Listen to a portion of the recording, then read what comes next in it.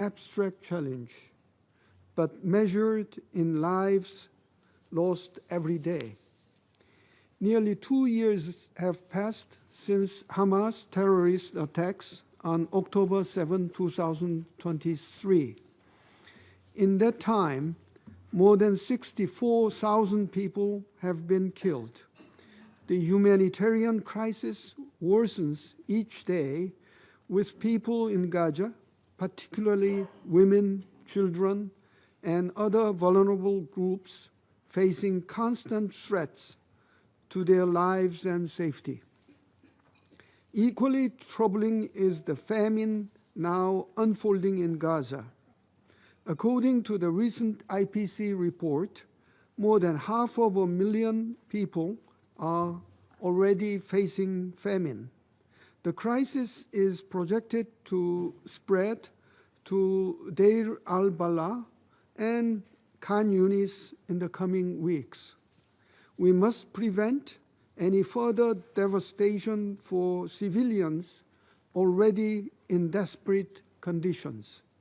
Safe, sustained, and unimpeded humanitarian access must be guaranteed without any further delay. We call for the immediate lifting of all restrictions on the entry and distribution of humanitarian assistance. Excellencies, the Republic of Korea is deeply alarmed by Israel's ground operation to seize control of Gaza City, which risks further exacerbating an already catastrophic humanitarian crisis. We are also gravely concerned that its decision to resume construction in the E1 settlement area would threaten to isolate Palestinian communities in the area. Given the dire situation, upholding international law, in particular international humanitarian law, is imperative. These rules are not aspirational ideals, but binding obligations designed to safeguard human dignity, even in the darkest moments of conflict. We urge all parties to comply fully with these principles. In this difficult context, the Republic of Korea remains gravely concerned about Israel's recent attack in Qatari territory. This act is unacceptable. It not only violates the territorial sovereignty of the state of Qatar, one of the key mediating countries, but also jeopardizes ongoing negotiations to achieve an immediate ceasefire and secure the release of all hostages held by Hamas.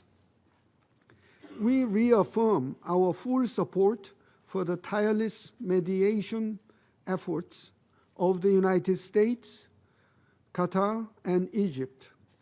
We commend the unwavering commitment of Qatar's diplomatic mediation, which remains indispensable to ending the cycle of violence and creating a pathway toward stability.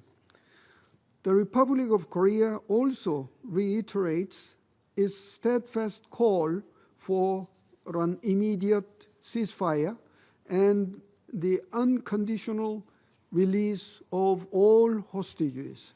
Securing their freedom, together with establishing a permanent and fully respected ceasefire, are indispensable steps towards a just and lasting peace. Excellencies, the Republic of Korea deeply understands the Palestinian people's aspiration to establish their own state. We believe that the two-state solution is the only viable pathway to resolve the Israel-Palestinian issue and to build lasting peace. The Korean government will continue to play its due role in the international community's growing efforts to build peace and stability in the region based on the two-state solution. Taking all considerations into account, Korea is committed to recognizing Palestinian statehood at a time when it would be genuinely conducive to realizing the two-state solution. As we deliberate today, let us not lose sight of our common goal, a Middle East where peoples of all walks of life can coexist in peace, security, and prosperity. Korea stands ready to contribute to alleviating civilian suffering, upholding the principles of international law, and helping to lay the firm foundations of a just and enduring peace for all. I now resume my functions as the President of the Council. I now give the floor to His Excellency, Mr. Mohammed Ishaq Dar, Deputy Prime Minister and Minister of Foreign Affairs of the Islamic Republic of Pakistan. Thank you, Mr. President. At the outset, I wish to express my gratitude to you, Mr. President, for convening this meeting. I welcome the participation of all distinguished ministers joining this important discussion today. I also thank Secretary General for his valuable briefing and thoughtful remarks. The Secretary General's voice has always been of wisdom and compassion in Palestine and beyond. To promote peace and alleviate human sufferings, we salute this dedication and devotion, Mr. Secretary General. Mr. President, we meet today in the shadow of a profound and deeply troubling tragedy. The Palestinian people are enduring unimaginable suffering, an unbearable daily toll of human lives, the destruction of homes and neighborhoods, and the obliteration of essential infrastructure. Hospitals, schools, and markets lie in ruins. Roads and utilities have been shattered. The very fabric of society has torn apart. Over 64,000 lives have been lost, and over 100,000 have been injured. These are not mere statistics. They were grieving mothers, anguished fathers, suffering children, and revered elders. The devastation is immense. The grief is immeasurable. The world must not remain silent. The humanitarian situation in Gaza has reached catastrophic proportions. Starvation grips the population, and famine has taken hold. According to the latest Integrated Food Security Phase Classification (IPC) analysis, famine is now a reality in Gaza City, putting over 500,000 people at grave risk. In Khan Yunis and Deir al-Bala, famine looms imminently, threatening countless more lives. The ongoing military operations in Gaza City inflict a relentless toll. Dozens of Palestinians are killed each day, entire families displaced, and communities torn apart. Already, 300,000 people have been uprooted, and nearly 1 million face imminent displacement. The roar of fighter jets, the plumes of smoke from tank fire, and the collapse of buildings. What must this relentless violence mean for women, children, and the most vulnerable? And what of the hostages caught in the crossfire, whose lives hang in the balance? Mr. President, in the West Bank, illegal settlement expansion continues unabated. The latest E1 plan is grave violation of international law and relevant UN resolutions, as well as a stark manifestation of settler colonialism in the 21st century, a blow to the two-state solution. Mr. President, The time for action is upon us. Pakistan calls for the following urgent and concrete measures. 1. An immediate, unconditional and permanent ceasefire to halt the bloodshed and prevent further loss of lives. 2.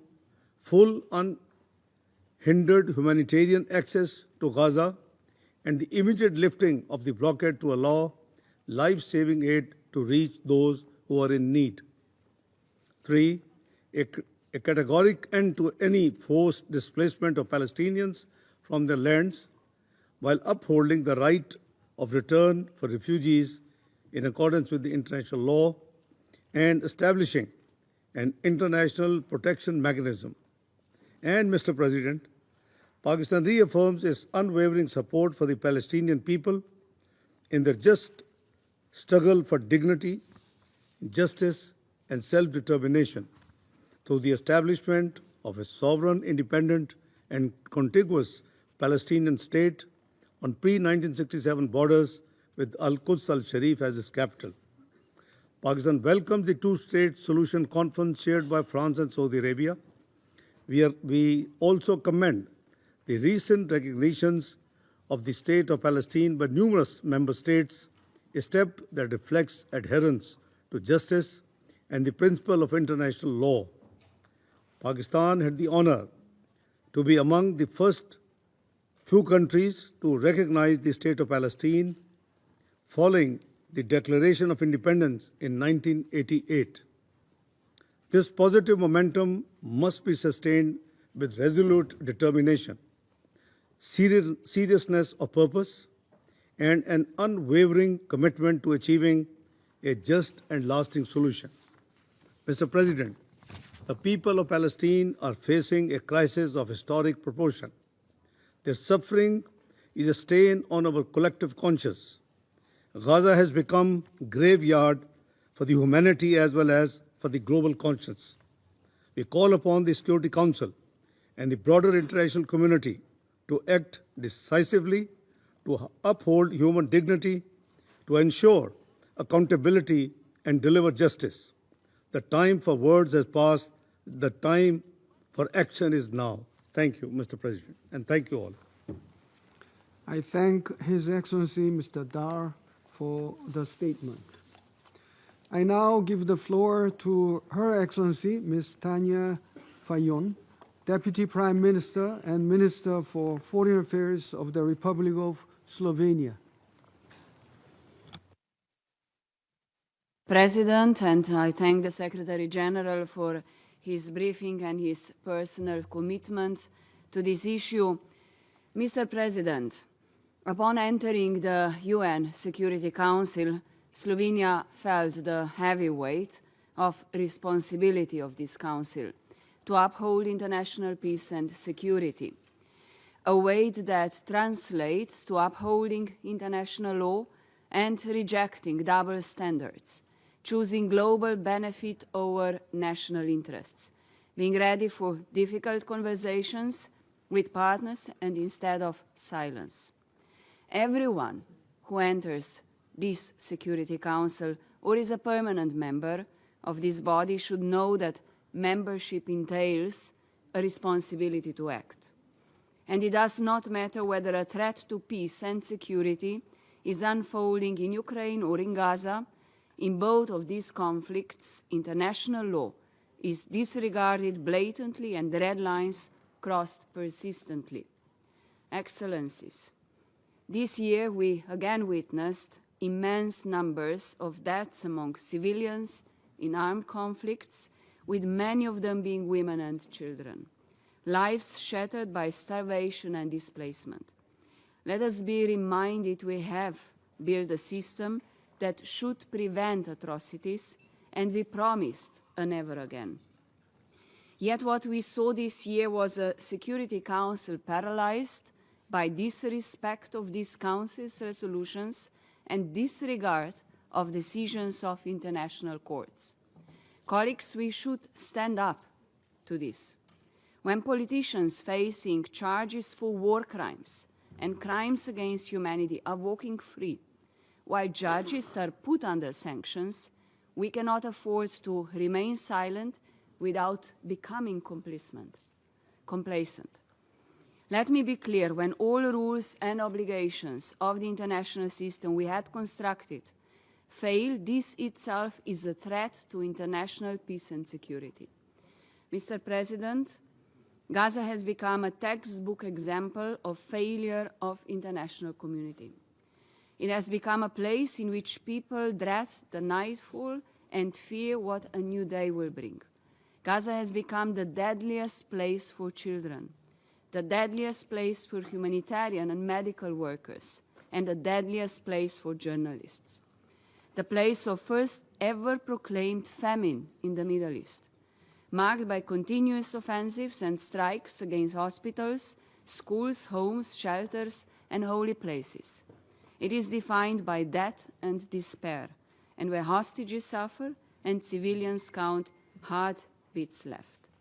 Gaza is a man-made catastrophe which is live-streamed across the globe and sustained by those acting in contradiction to everything we stand for. And Mr. President, existence of reasonable grounds to conclude or finding that acts may amount to genocide are threats to international peace and security. We commend the work of the judicial and investigative mechanisms, the ICG, the ICC, and the Commission of Inquiry, particularly for its latest report for sounding the alarm. It is not on us to question their findings, it is on us to act on them. And demands of a large majority of international community are not performative diplomacy. Calls for a ceasefire, irreversible political steps, and even simple expressions of solidarity are not stage-managed acts. They paint a dark picture of international community in despair.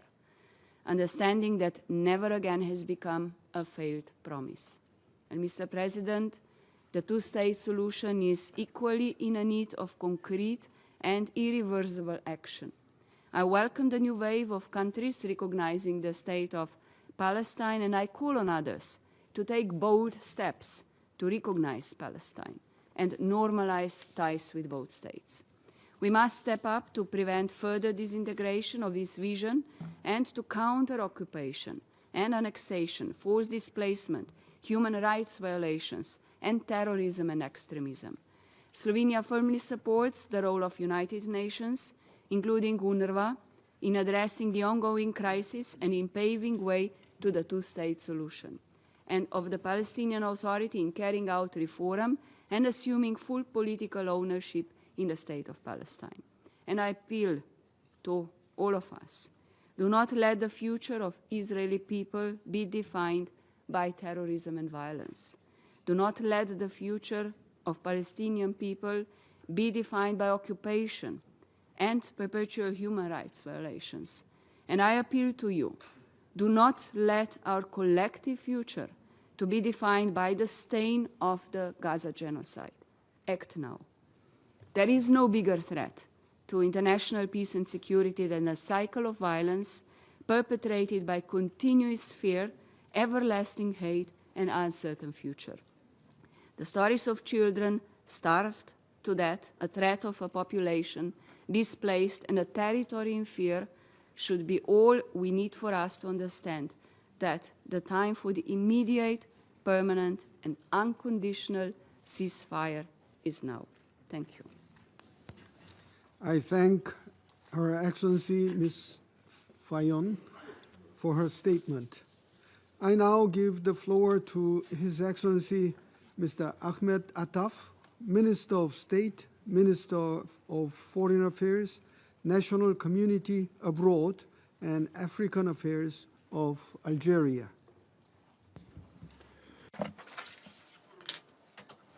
Thank you, Mr. President, for organizing this session and for responding to the request of the Group of Islamic States in the Council. I also thank His Excellency, the Secretary General, Mr. Antonio Guterres, for his valuable briefing covering the recent developments in the Middle East. This region has become synonym to destruction and devastation, a synonym to injustice and oppression, a synonym to criminality in its harshest forms and manifestations. How can it not be so, while this region has known all these horrors, horrors that no other region has known for successive generations? Without any exaggeration and without any qualifications,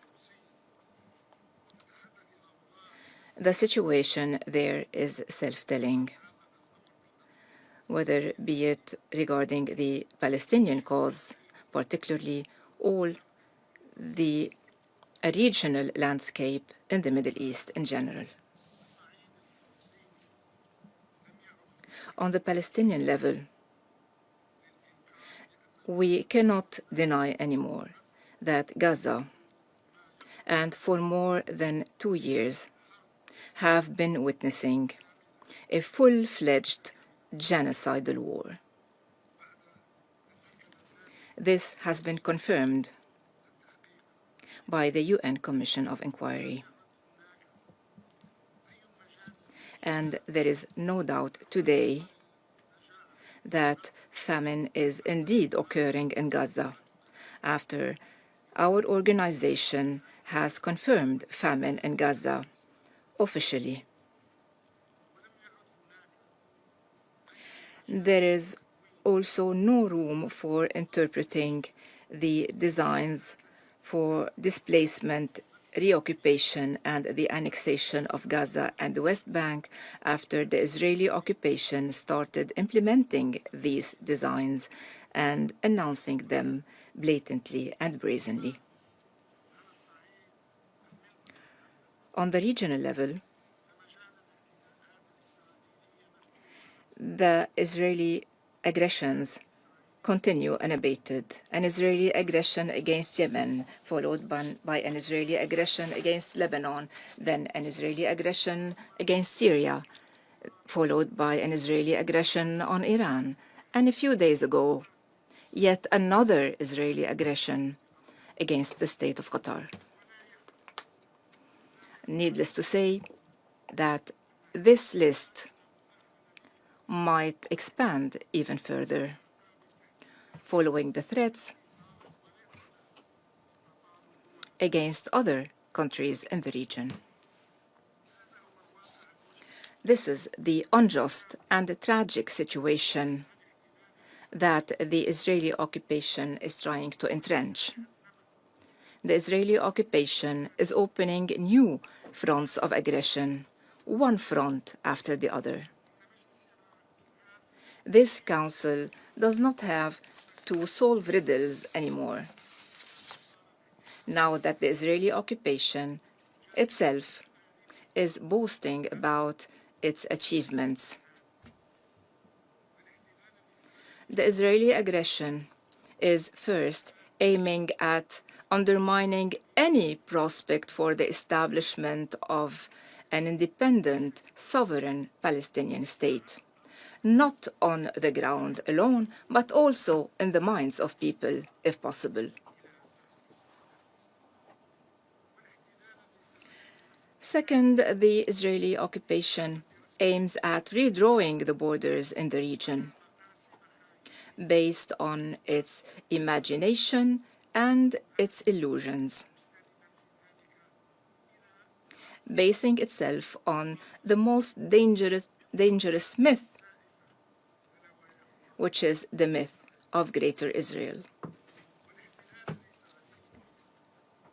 Third and last, the Israeli occupation aims at entrenching its absolute monopoly over the region and at having the final say in that region, to attack whomever they want, whenever they want, and however they want. They give no regard to international law, nor to the UN Charter, and not even to the merest rules and customs related to civilized coexistence. Beyond all that, the Israeli occupation dares to promote their lies. They say that the Palestinians want them out, while they deny their right to exist, their right to life, and their right to build their own independent sovereign states. The Israeli occupation dares to promote their propaganda, claiming that they are alone, surrounded by enemies who want to destroy them, while they have been acting arrogantly against all the countries of the region. In addition to all the above, the Israeli occupation is claiming to be a shrine for democracy and the rule of law in the region, while they have proved for the whole world that they are the greatest danger to right and to law, and that they are the gravest threat threatening security and stability in the region and international peace and security. The tragedies and horrors that the Middle East is facing today require us to reconsider peace and security in the region and to approach them differently from a more comprehensive perspective that accepts no fragmentation. The issue of security in the Middle East did not start on the 7th of October 2023 in order to be associated and reduced to that date. That would be unjust and biased. The history of the region runs parallel to the history of this organization. It proves that the Palestinian cause remains the central cause that cannot be obliterated, that cannot be ignored, and cannot be marginalized. Today, we see for ourselves how attempts at liquidating this cause only added to its legitimacy and made it the most just cause on the planet. The history of the region is carved into the resolution of this Council. This history proves that there is no alternative to the two-state solution and to the establishment of the State of Palestine along the borders of 1967 with Al-Quds al-Sharif as its capital. This is the just, lasting, and final settlement of the Israeli-Palestinian crisis or conflict. Today, we also see for ourselves how the designs to obliterate this state only made it more resolute through the diplomatic recognitions. Algeria welcomes these recognitions and calls for strengthening them in order to grant the Palestinian state a full membership in our organization. The history of the organization is also rooted in international legitimacy. This history proves that there is no alternative to putting a final end to the exceptional, unjust treatment granted to the Israeli occupation, including impunity, non-accountability, and no punishment. And today, we also see for ourselves how the overwhelming majority of the member states believe in the importance of dissuasion and accountability for those who believe that they are above all the rules, regulations, and laws that others are respecting. Furthermore, the history of the region also shows that security and stability in the Middle East will not be achieved if our Council does not shoulder its responsibilities. The fate of the Palestinian cause and the fate of the Palestinian people, the fate of all the countries and peoples of the region all these fates depend on the will of this Council and on the Council's ability to impose the respect of its resolution, to impose the respect of international legitimacy, and its ability to dissuade all violations and to end impunity. Thank you, Mr. President. I thank His Excellency Mr. Attaf for the statement. I now give the floor to His Excellency Mr. Musa Timothy Kaba, Minister for Foreign Affairs and International Cooperation of Sierra Leone.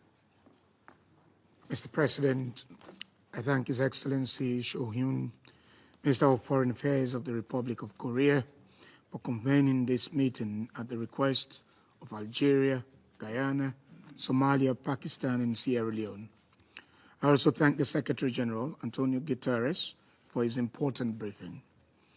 My delegation commends the principled leadership of the UN Secretary General and the work of the UN teams in the field. Mr. President, the overall situation in the Middle East remains fragile and evolving. However, while some areas such as Lebanon and Syria are experiencing significantly less violence than before, the Gaza Strip and the West Bank, in contrast, are in very dire circumstances, with civilians enduring over 23 months of unimaginable and increasing violence.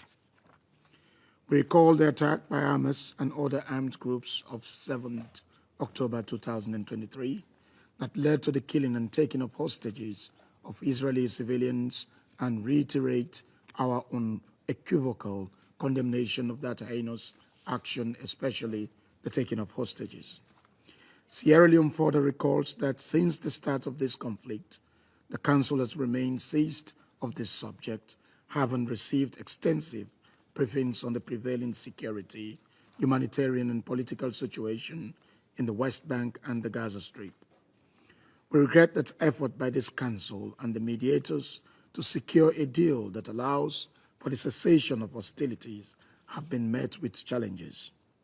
In this regard, we have concluded, along with other member states, that the Israeli-Palestinian conflict can only be resolved by peaceful means and that the military option is not viable. The atrocities committed on and since the attacks of 7th October 2023 highlight the urgency of finding a comprehensive and lasting solution to this long-standing conflict. Sierra Leone remains dedicated to supporting international efforts toward a political, just, and comprehensive settlement that ends the occupation, stops settlement expansion, and addresses extremism and terrorism. Sierra Leone is gravely concerned that the continuation of this war deepens despair among civilians in the Gaza Strip and the hostages held by Hamas. With intensified hostilities, significant loss of life, destruction of critical civilian infrastructure, blockades and evacuation orders, the civilians in the Gaza Strip, including women and children, have borne the brunt of this war. The current status quo is unacceptable, as it is unbearable for the civilians with no seeming hope of survival. This is a blatant violation of the United Nations Charter, the provisions of international humanitarian law, and Security Council resolutions. Guided by the UN Charter, international law, and the rule of law, we emphasize the following key points. First, a complete cessation of hostilities in the Gaza Strip and the West Bank, and an irreversible political process leading to a permanent ceasefire.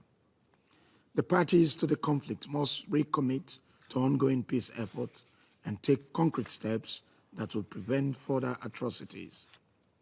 We acknowledge and commend the efforts of the mediators, Egypt and Qatar, and the United States to achieve this end.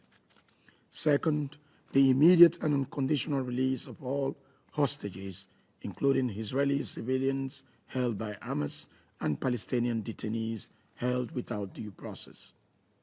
The immediate and unconditional lifting of the aid restrictions and restoration of full and unhindered humanitarian access.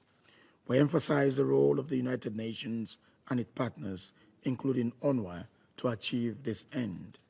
Third, Sierra Leone reaffirms its unwavering support for the two-state solution based on relevant General Assembly and Security Council resolutions, including Resolution 1812 of 1947, and consistent with Article 4, Sub 1 of the United Nations Charter.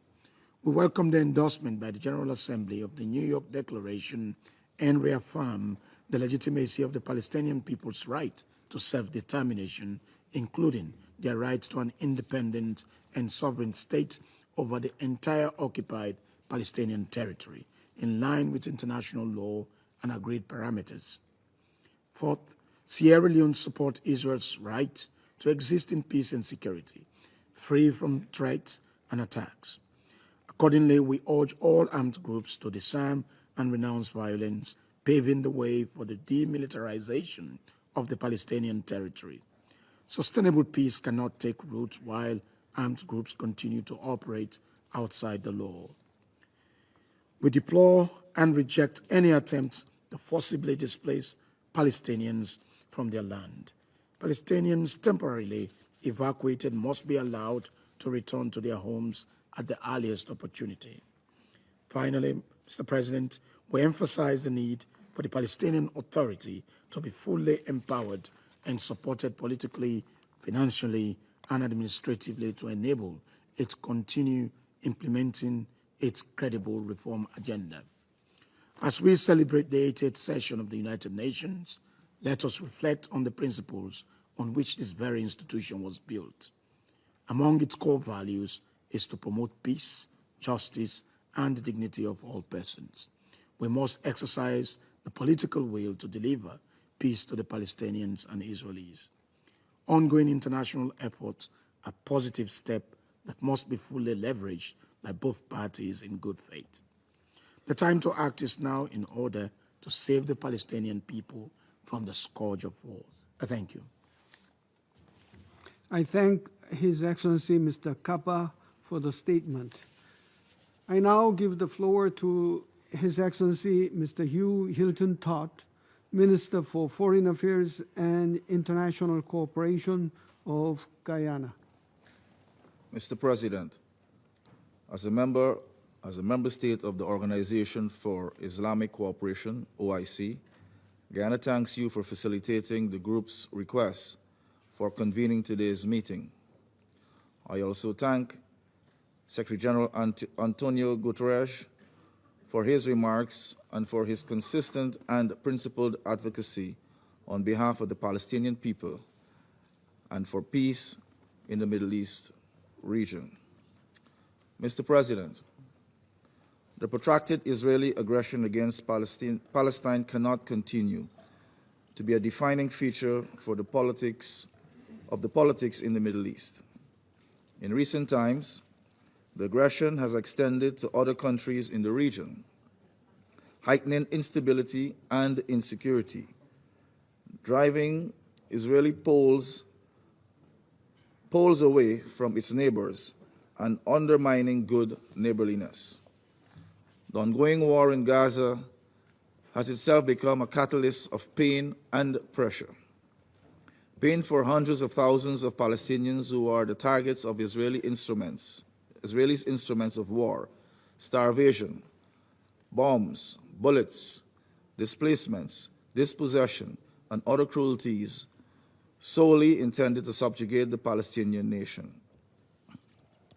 We have seen, for example, how famine unfolded in Gaza in full view of the international community, and 192 countries, could not stop it.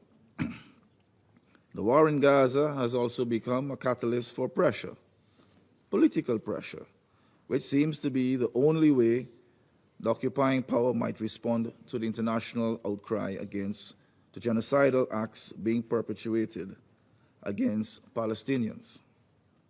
Guyana calls on the member states of the United Nations to ensure that their engagements with the State of Israel do not in any way contribute to prolonging the war in Gaza and the Israeli oppression of the Palestinian people. It took a collective effort to dismantle the system of apartheid in South Africa, and Guyana firmly believes that an equally strong and organized international response is needed to ensure the end of the occupation of the Palestinian territory. I must underscore the importance of recognition of the state of Palestine by all UN member states as a pivotal part of forcing an end to the Israeli occupation. Recognition lends greater strength to international efforts to end occupation and to achieve an independent Palestine. On the question of the occupation, Mr. President, allow me to recall that more than 1 year ago, the International Court of Justice issued its advisory opinion confirming that Israel's prolonged occupation of the Palestinian territory is illegal under international law and must be brought to an end. The General Assembly later demanded that Israel end its occupation within a year. That is by the 18th of September 2025. That date has now passed without compliance on Israel's part. On the contrary, we have instead witnessed a series of developments that only entrench the occupation further and destroy the two-state solution. Guyana calls on Israel to respect the Charter of the United Nations, to abide by the relevant resolutions of the General Assembly, the Security Council, and other organs of the United Nations, to cease its contempt of international law, and to commit to true peace in the Middle East. Mr. President, the occupation of the Palestinian territory and the attendant ills is a historic tragedy of proportions that should shock the human conscience across the globe. Sadly, however, what we are witnessing is an othering of the Palestinian people that makes it difficult for some to see Palestinian people as they see their own people. We must all reject the othering and fight for the rights of the Palestinian people, as we would fight for the rights of our own people. The right-minded, the peace-loving, and the promoters of justice must continue to defend the Palestinian people and oppose all attempts to erase them from their homeland. I conclude, Mr. President, by reaffirming Guyana's continued commitment to the two-state solution and by underscoring our conviction that the rule of law will ultimately prevail in the decades-long question as long as all member states choose to be guided by the principles of the Charter. I also reiterate the calls we have consistently made over the last 2 years for a ceasefire in Gaza. For the release of all hostages held in Gaza and Palestinian detainees held in Israeli prisons, for the unimpeded humanitarian access in Gaza. I also call on Israel to cease all its actions that are dismantling the two-state solution and the possibility of peace in the Middle East region. I thank you. I thank His Excellency Mr. Todt for the statement. I now give the floor to His Excellency Mr. Lars Løkke Rasmussen, Minister for Foreign Affairs of Denmark. Thank you, Mr. President. At the outset, I want to thank Mr. Cho Hyun, Minister of Foreign Affairs of the Republic of Korea, for convening this meeting. And I also want to thank the Secretary General for his very insightful briefing. Through the chaos of this abhorrent war, he has consistently raised his voice and that of United Nations in support of peace. And Denmark commend this kind of leadership. And I would also like to take this opportunity to thank the tireless efforts and sacrifice of the UN staff on the ground. Colleagues, I'm speaking to you today not only as the Minister of Foreign Affairs of Denmark, and by so a politician responsible to the people of Denmark, but also as a member of this Council responsible for the maintenance of international peace and security, and as a grandfather, responsible to my grandchildren, who I'm totally convinced one day will ask what I did, what we did, in the face of such immense suffering. Colleagues, I ask you today, how will we answer them? That we stepped up and met the challenge of peace, or that we idled in inaction and watched helplessly as the horrors unfolded? Mr. President, nearly 2 years have passed since the war in Gaza began. It was unleashed by the horrific terrorist attack by Hamas on the October 7th, an attack that tore through Israeli families, that left parents without children, children without parents, a nation wounded to its core, hostages and their families going through unimaginable suffering. Denmark has condemned this attack in the strongest terms possible, and we will continue to do so, just as we will continue to insist on the immediate and safe release of every hostage. Denmark considers itself as a long-standing friend of the people of Israel. Israel has the right to defend itself against terrorism. This I have always supported, and this I will continue to support. But friends also have to speak the truth to each other. And today we must face the fact that Israel's war in Gaza has created a humanitarian catastrophe of unbearable scale. Israel must comply with international law, including international humanitarian law. The human suffering in Gaza must be brought to an end, and it must happen now. Tens of thousands of civilians have already been killed, including over 18,000 children. This constitutes a classroom of children every day. It constitutes a humanitarian and human failure of unprecedented scale. We are witnessing an ongoing expanding military operation in Gaza City. Children starving with no access to clean water or medicine. Doctors forced to amputate without sedation. Mothers powerless to feed their babies. A famine unfolding before our eyes. While the World Food Programme, alone in line with international humanitarian law. These are demands that the international community has reiterated on multiple occasions. The international community has reiterated on multiple occasions, including just yesterday in the General Assembly. And I deeply regret that the resolution did not receive the support of all 15 Council members. But today I restate these demands. Israel must change its course immediately. The war in Gaza must end. The Security Council, as the body responsible for international peace and security, should be able to make this demand. Indeed, this should be the bare minimum that we can do.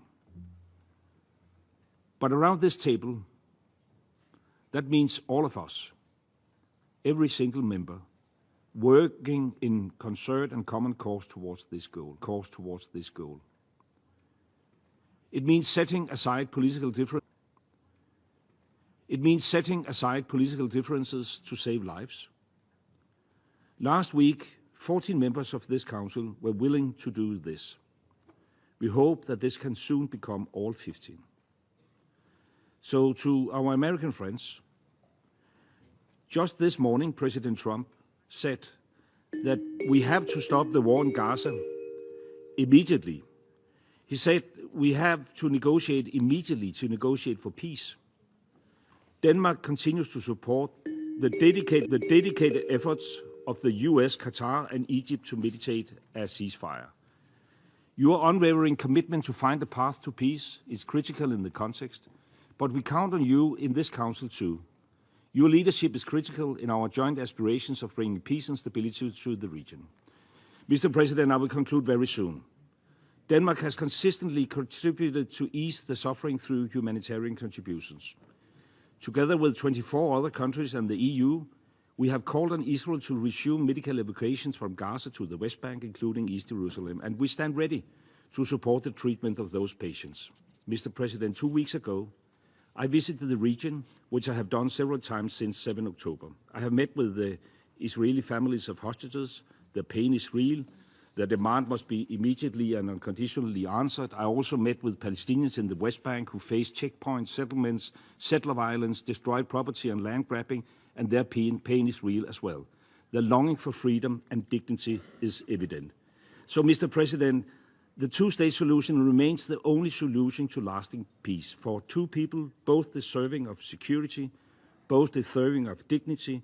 This was confirmed during the high-level conference on the two-state solution yesterday.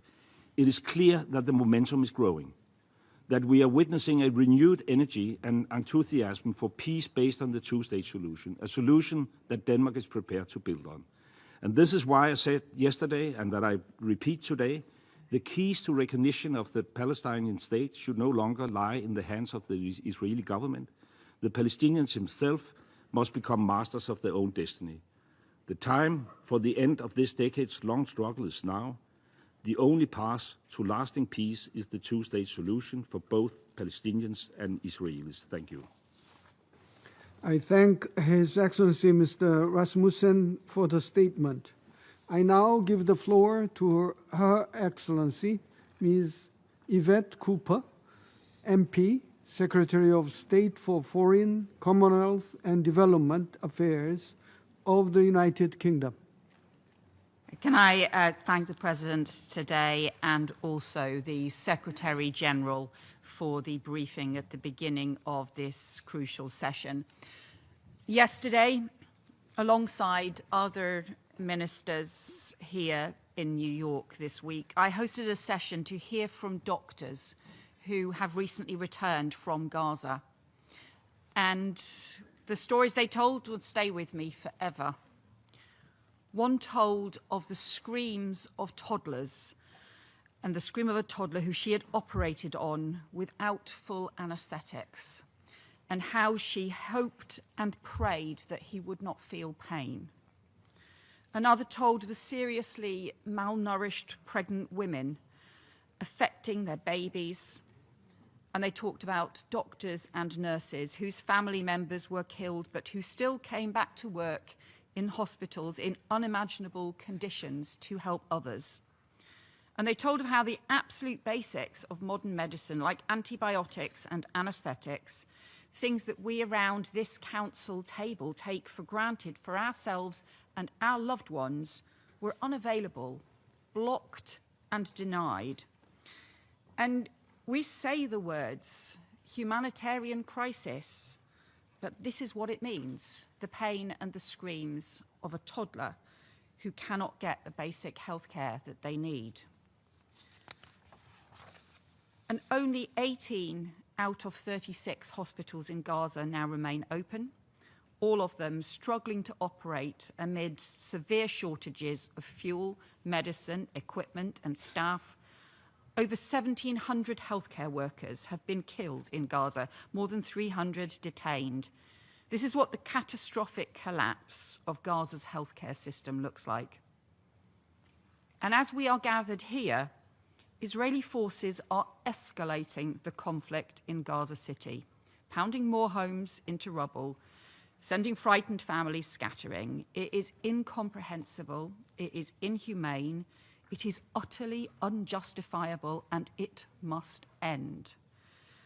All that this action from the Israeli government will do is make a catastrophic humanitarian situation worse. More healthcare in crisis, harder than ever to get desperately needed aid to those who need it, more innocent children enduring a man-made famine, more civilians killed, but making it harder to get the remaining hostages out.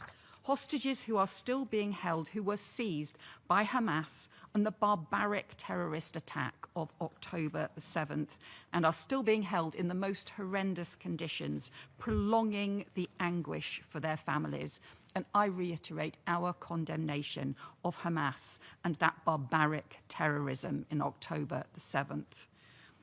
I met with some of the UK-linked hostage families again last week. Their ask of all of us is to keep the hostages at the forefront of our minds, to do everything we can to give their loved ones the chance of coming home and to achieve a ceasefire that gives them the chance to do that. And that must be our task.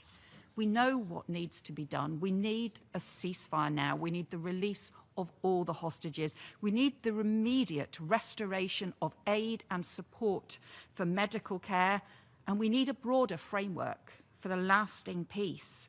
And I welcome and support mediation efforts being made by the United States, Qatar and Egypt to seek an end to conflict and to seek peace. We know too that Gaza cannot be seen in isolation from the West Bank. The Israeli government is tightening its stranglehold on the Palestinian economy and continuing to approve illegal settlement construction, including just recently in the E1 area of East Jerusalem, which is a further blow to the viability of a two-state solution. And we urge Israel to reverse these plans. After 2 years of bloodshed, I believe the world is united in wanting this awful war to end, united in wanting all the hostages released, united in rejection of any role for Hamas in the future of Gaza or the future of a Palestinian state, united in wanting Israel to unblock aid and end the humanitarian catastrophe, and united in wanting a better and more peaceful future for the region, with the reconstruction of Gaza, the dignity for its people, and a new era of relations to support their collective security. And that future must be based on a two-state solution. The UK's historic recognition of the state of Palestine this week is part of our commitment to peace, part of acting to protect the viability of the two-state solution as the only path to a just and lasting peace and to security for Palestinians and Israelis alike, part of rejecting extremist ideas on all sides, which involve too often fantasies of the destruction of the state of Israel or expulsion of the Palestinian population. We reject both of those, and part of our wider effort to work with partners on a long-term peace, not just to halt the immediate crisis, but to advance a pragmatic plan for what comes next. None of this can happen without an immediate ceasefire, and that is where all of this has to start. One of the doctors yesterday described the impact on children of growing up in trauma and devastation. And those will be the consequences on generations to come if we do not act now. We owe it to all of those children growing up in Gaza, across Palestine, across Israel. We owe it to all of them to build a better future. The time for peace is now. Thank you. I thank Her Excellency Ms. Cooper for the statement. I now give the floor to His Excellency Mr. Georgios Gerapatritis, Minister for Foreign Affairs of the Hellenic Republic. Thank you, Mr. President. I would like to thank you personally for convening this important meeting today at a very critical moment for the Middle East. Distinguished colleagues, what we have been witnessing in the Gaza Strip, words fail to describe.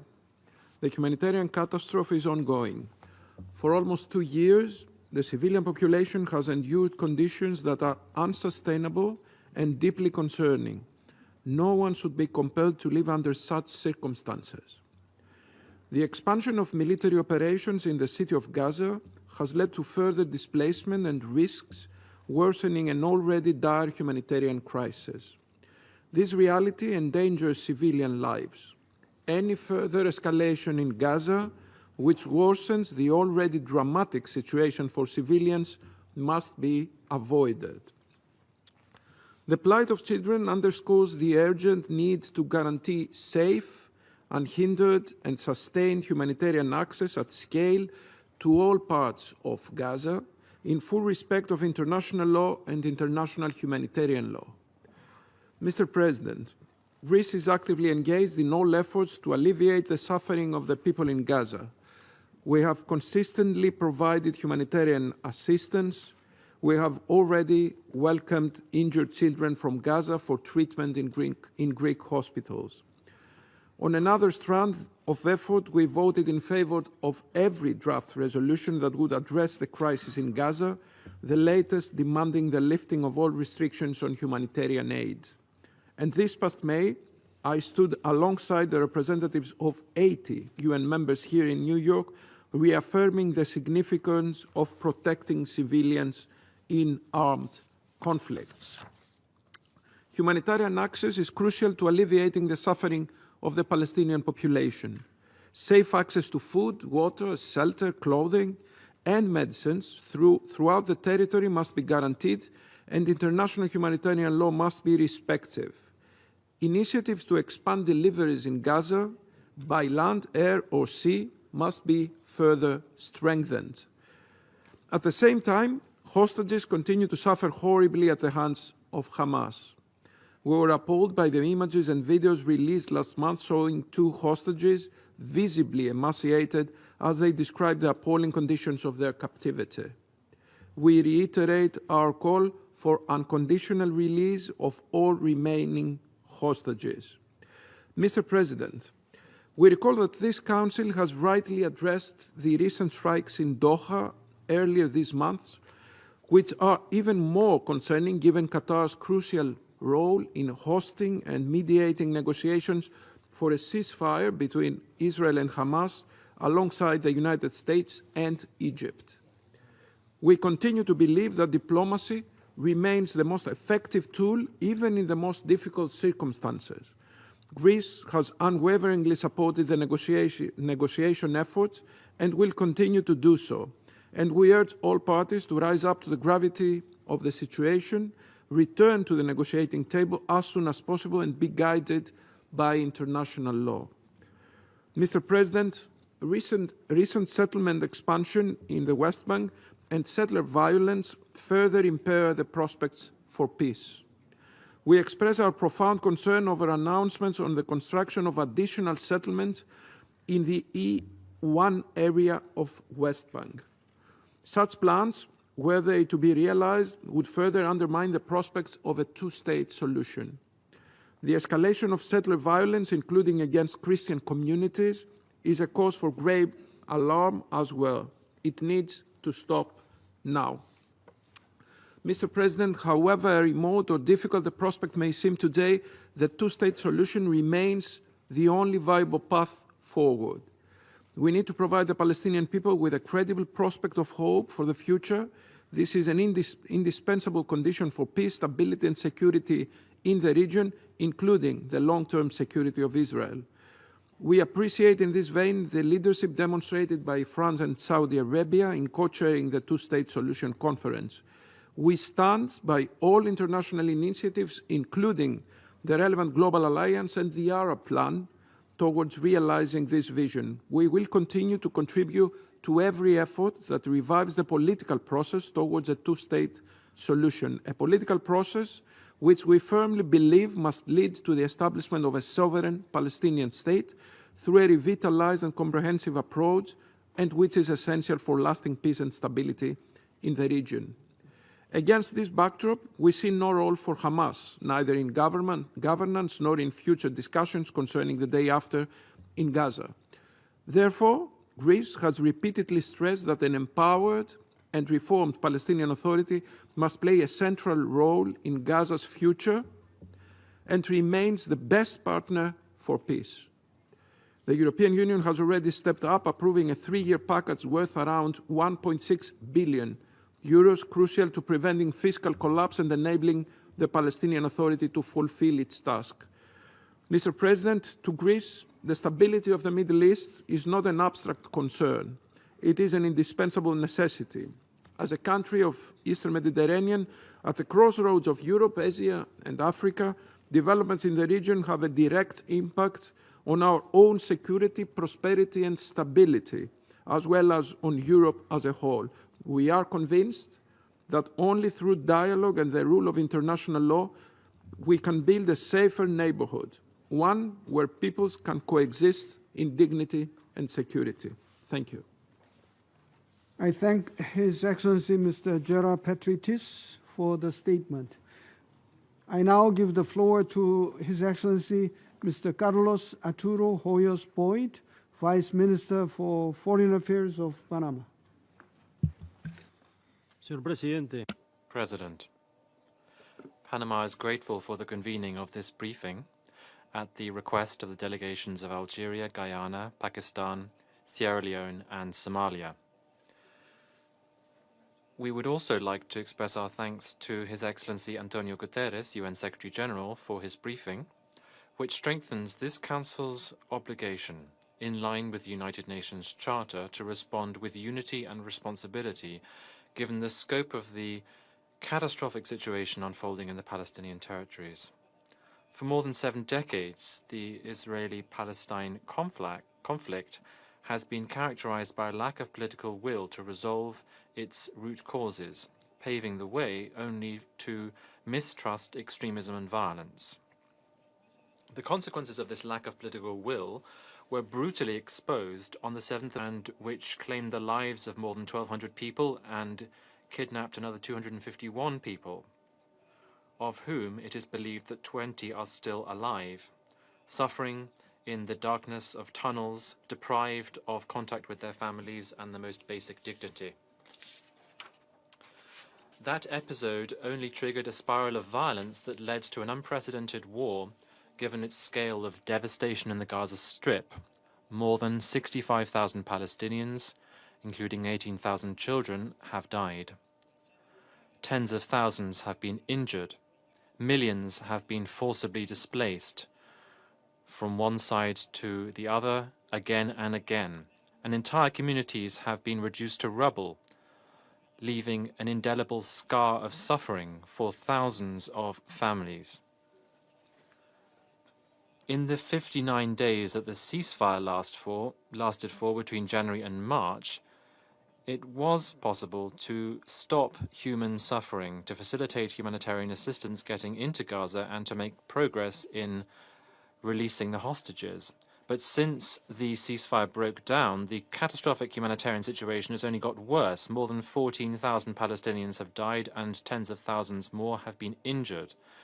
The hostages and their families continue to pay an unbearable price, trapped in uncertainty and suffering. As if violence were not enough, hunger is also claiming lives every day. The Integrated Food Security Classification has declared starvation in Gaza, famine in Gaza. More than 425 people, including 125 children, have died of hunger, not because there was a lack of food, but because of the obstacles preventing food from getting placed. Entire families, including children and older persons, while further closures and obstacles are threatening to isolate communities and cut off access to schools, hospitals, and workplaces, which is making an already unsustainable situation even worse. In addition to this, the recent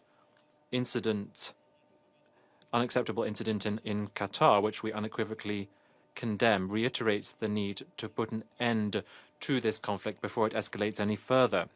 President, Panama reiterates that there is no military solution to this conflict, only a serious, comprehensive, and sustained political process based on international law and on the relevant resolutions of this Council, which allows Israelis and Palestinians to live in security and dignity within internationally recognized borders and with guaranteed rights and with verifiable guarantees for both. That is the only solution. That is the only possible way to put an end to decades of suffering and to pave the way to reconciliation. Thank you very much. I thank His Excellency Mr. Hoyos Boyd for the statement. I now give the floor to the representative of Somalia.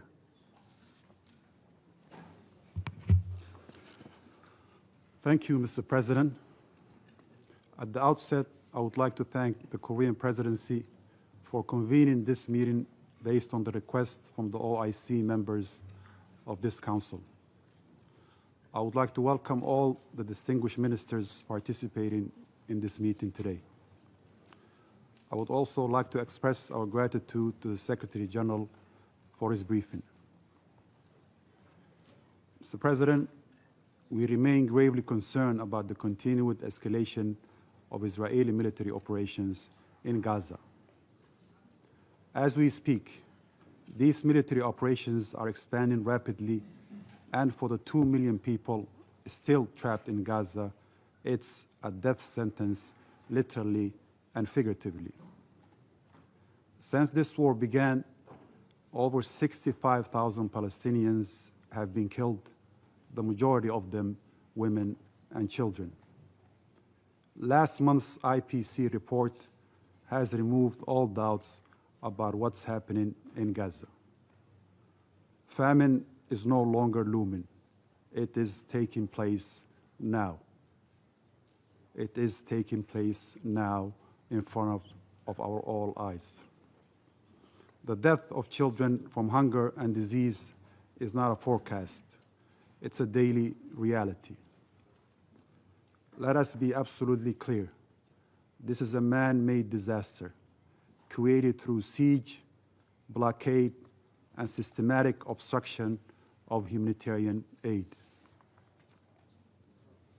The starvation of civilians as a method of warfare is prohibited, and the use of hunger as a collective punishment is a grave violation of international law. We must act with moral clarity. The International Court of Justice advisory opinion unequivocally reaffirmed the legal obligations of all states regarding the occupied Palestinian territory. These obligations are binding and they must be enforced. The blatant disregard for these binding decisions, including the provisional measures issued in January and March of this year, is a direct challenge to the international legal order. In that regard, I would like to make the following points. First, we reiterate our call for an immediate, unconditional, and permanent ceasefire. It's clear that there is no military solution to this conflict. Somalia recognizes and supports the ongoing ceasefire efforts led by Qatar, the United States, and Egypt, and commends their unwavering commitment. The Israeli airstrikes on residential areas in Doha, the capital of Qatar, on September 9th mark a grave and perilous escalation. It's appalling that this military airstrike unfolded when negotiators were engaged in talks over a US-backed ceasefire proposal. We stress that mediators must not be targeted, but they should be protected to ensure a pathway to peace remains viable. Second, my delegation calls for the immediate and full restoration of humanitarian access for all UN agencies, including UNRWA, throughout Gaza. Israel, as the occupying power, bears the legal responsibility under international humanitarian law, including the Fourth Geneva Convention. Somalia reiterates its call for the immediate release of all arbitrary detainees to return to their families and loved ones. Third, we must revive a credible political track towards the recognition of the State of Palestine as full member of the United Nations, and stress the importance of the unification of Gaza and West Bank under a single Palestinian Authority. We call for international support for the reconstruction and development in the Palestinian territories, including Gaza. There's no doubt that addressing the root causes of the conflict begins with the end of the occupation and the establishment of a sovereign, independent state of Palestine with Al-Quds al-Sharif as its capital in accordance with relevant UN resolutions. In that regard, we welcome the resumption of the two-state solution conference co-chaired by France and Saudi Arabia. We commend the states who have recognized the state of Palestine and urge others to do so. Mr. President, to conclude, Somalia reaffirms its commitment to working with all partners toward a just and lasting peace in the Middle East, in line with international law and advancing the legitimate rights of the Palestinian people. I thank you. Representative of Somalia for the statement. I now give the floor to the representative of France. Merci, Monsieur le Président. Thank you, Mr. President. I would like to begin by thanking the Secretary General of the United Nations for his briefing and his commitment to supporting the two-state solution in favor of peace and security for Israel and Palestine. Yesterday, from the podium of the United Nations General Assembly at the Conference for the Two-State Solution, the President of the French Republic forcefully reminded us of what unites us: the urgency of ending the war in Gaza and giving peace a real chance. Today, at the Security Council, it is our collective responsibility to translate this demand into concrete decisions. Mr. President, France unequivocally condemns the terrorist attacks of October 7th, 2023. Nothing can justify terrorism. France also condemns the brutal attacks on innocent lives in Gaza, where hundreds of thousands of human beings have been plunged into hunger, fear, and mourning. France also rejects the unacceptable prospect of the forced displacement of the Gazan population. The expansion of the Israeli military offensive into Gaza City over the past week only inflicts further suffering on the population of Gaza. It is our duty to build a realistic alternative, faithful to our values and in accordance with international law. As famine continues to gain ground in the Gaza Strip, France is deeply concerned that this council failed to reach agreement last Thursday to call for a response to the humanitarian emergency. France's message is clear: all lives are equally valuable and all lives must be protected. The immediate and unconditional release of hostages still held by Hamas is a priority. This demand must go hand in hand with a permanent ceasefire in Gaza to end the suffering of the population in Gaza and allow for the safe, large-scale, and unhindered delivery of humanitarian aid. Mr. President, yesterday, the President of the French Republic announced France's recognition of the State of Palestine. This gesture reflects a profound conviction: the security of Israel and justice for the Palestinians are inseparable. They can only be guaranteed through the coexistence of two sovereign and democratic states living side by side in peace and security, with Jerusalem as their capital. This decision, shared by many other countries, opens a political path that we must consolidate. This path is structured around a roadmap, the New York Declaration, which France, along with Saudi Arabia and many partners, submitted and had adopted by the General Assembly, thanks to the support of 142 states. This roadmap is based on two essential stages. The first, the emergency phase, aims to secure the release of hostages, the cessation of hostilities, and large-scale humanitarian access. We call on all parties concerned to resume negotiations as soon as possible and in good faith. In this regard, we commend the tireless mediation efforts of Qatar, Egypt, and the United States. The second stage is stabilization and reconstruction. A transitional administration excluding Hamas must be established in Gaza under the auspices of the Palestinian Authority, supported by the international community. It must ensure security, undertake the effective disarmament of Hamas, and address the urgent needs of the population. France, together with its European partners, stands ready to contribute, including through participation in an international stabilization mission to be decided by this Council at the appropriate time. This process also requires renewed and reformed Palestinian governance, fully implementing the commitments made. It also requires clear choices from Israel in favor of negotiation and respect for international law. The European Union, along with France, will condition its future cooperation on these commitments. Mr. President, the alternative is simple. Either we allow a permanent conflict to take hold with disastrous consequences for the region and beyond.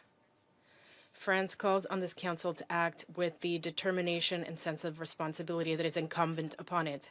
History will judge our ability to seize this moment. Thank you. I thank the representative of France for the statement. I now give the floor to the representative of the United States.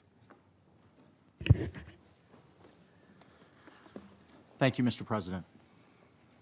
I find it, and we find it deeply regrettable that Council members have opted to convene this high-level UN Security Council briefing on Gaza on Rosh Hashanah, the Jewish New Year, knowing full well there have been over 80 Council meetings on this issue since October 7th. The main outcome of these meetings, unfortunately, has been to embolden Hamas, to undermine and disrupt negotiations that are aimed at freeing all of the hostages and ending the war and ending the suffering that we all want to end. Unspoken today,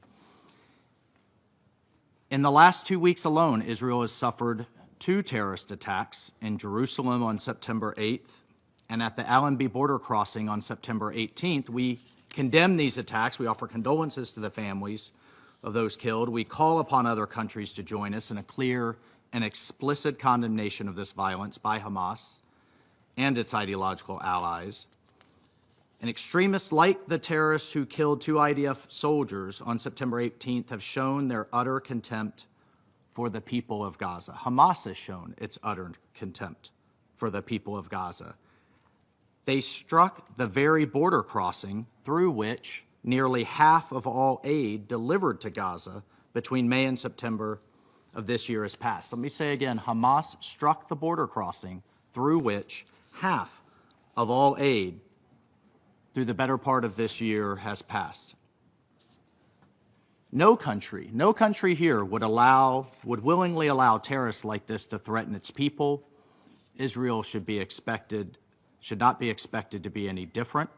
And of course, has the right to defend itself from groups that wish to do it harm. As Secretary of State Rubio recently said, as long as Hamas exists, there will be no peace in the Middle East. And every member here has seen evidence of how Hamas has starved hostages, has tortured them. We've heard the testimony of freed hostages and what they've endured in captivity. And sadly, some endure still.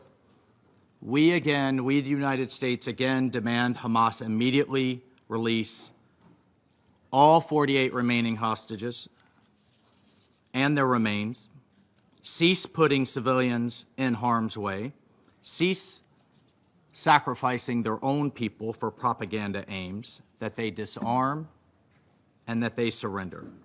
This war could end today if that happened. But Hamas refuses.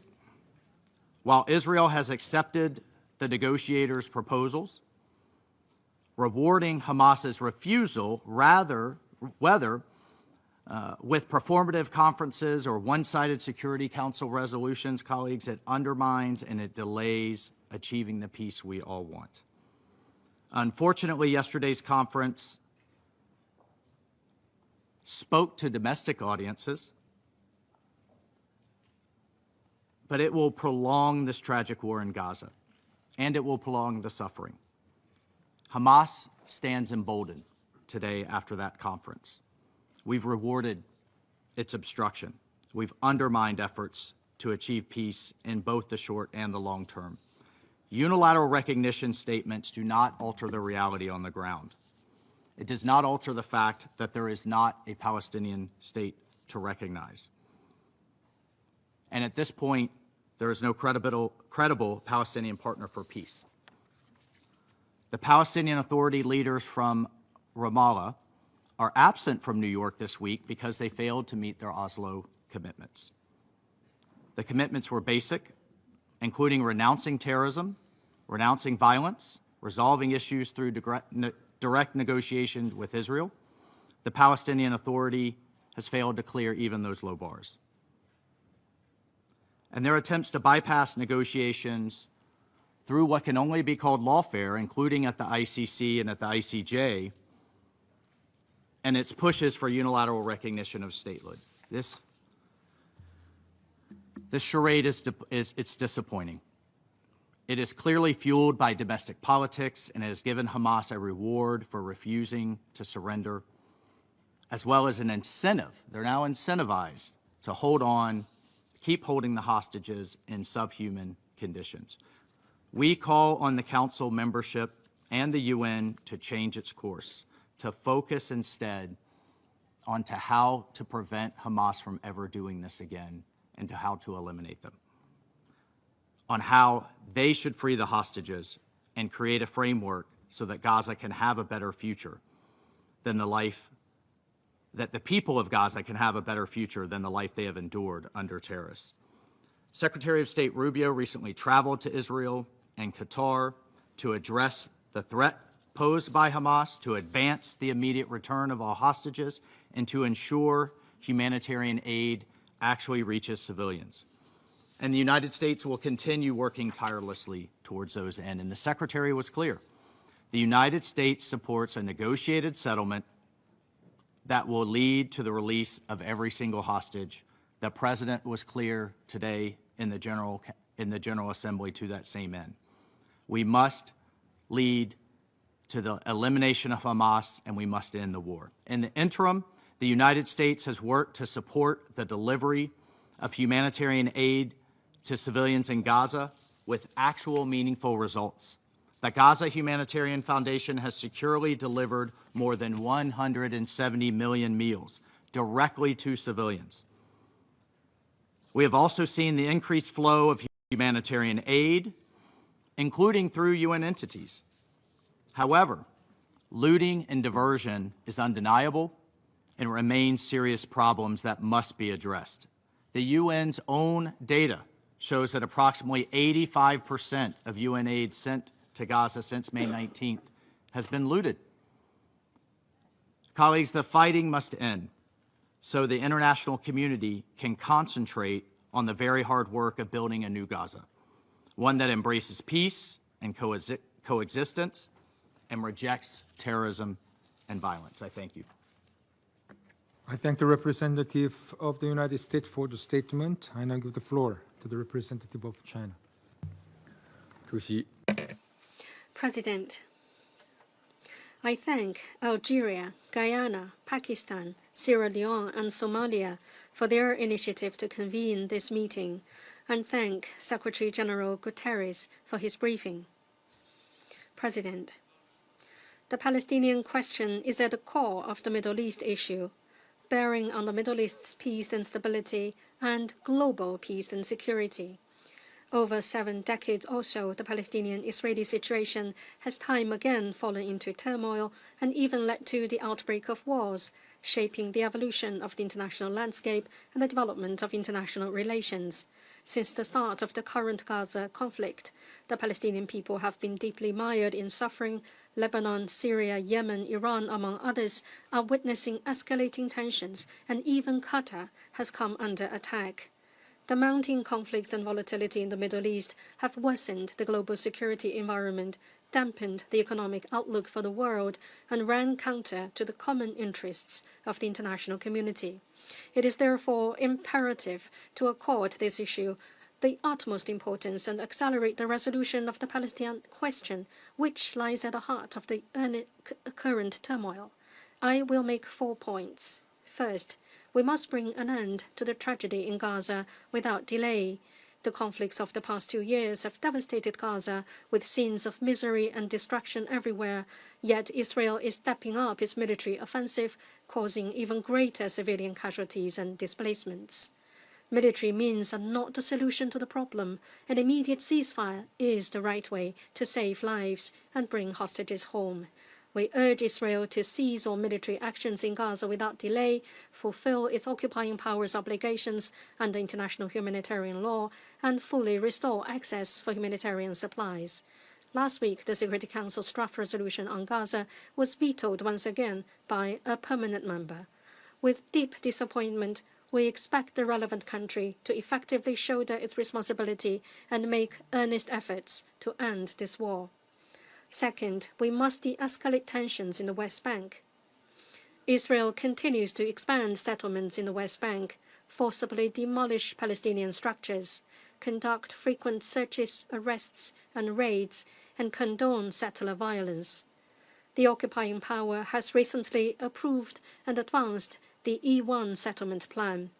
This dangerous act gravely violates international law and Security Council resolutions, undermines the territorial contiguity of Palestine, and erodes the foundations of an independent Palestinian state. We call on Israel to immediately cease all settlement activities, curb settler violence, and lift restrictions on Palestinian economic activities.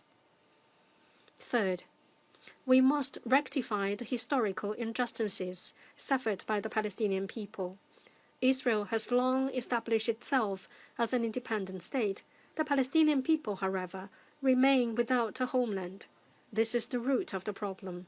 The two-state solution as the only viable way to solve the Palestinian question is irreplaceable and must not be denied. Yesterday, the Younger High-Level International Conference on a Two-State Solution once again issued a strong call in support of the two-state solution. A number of Western countries have recently recognized the state of Palestine one after another.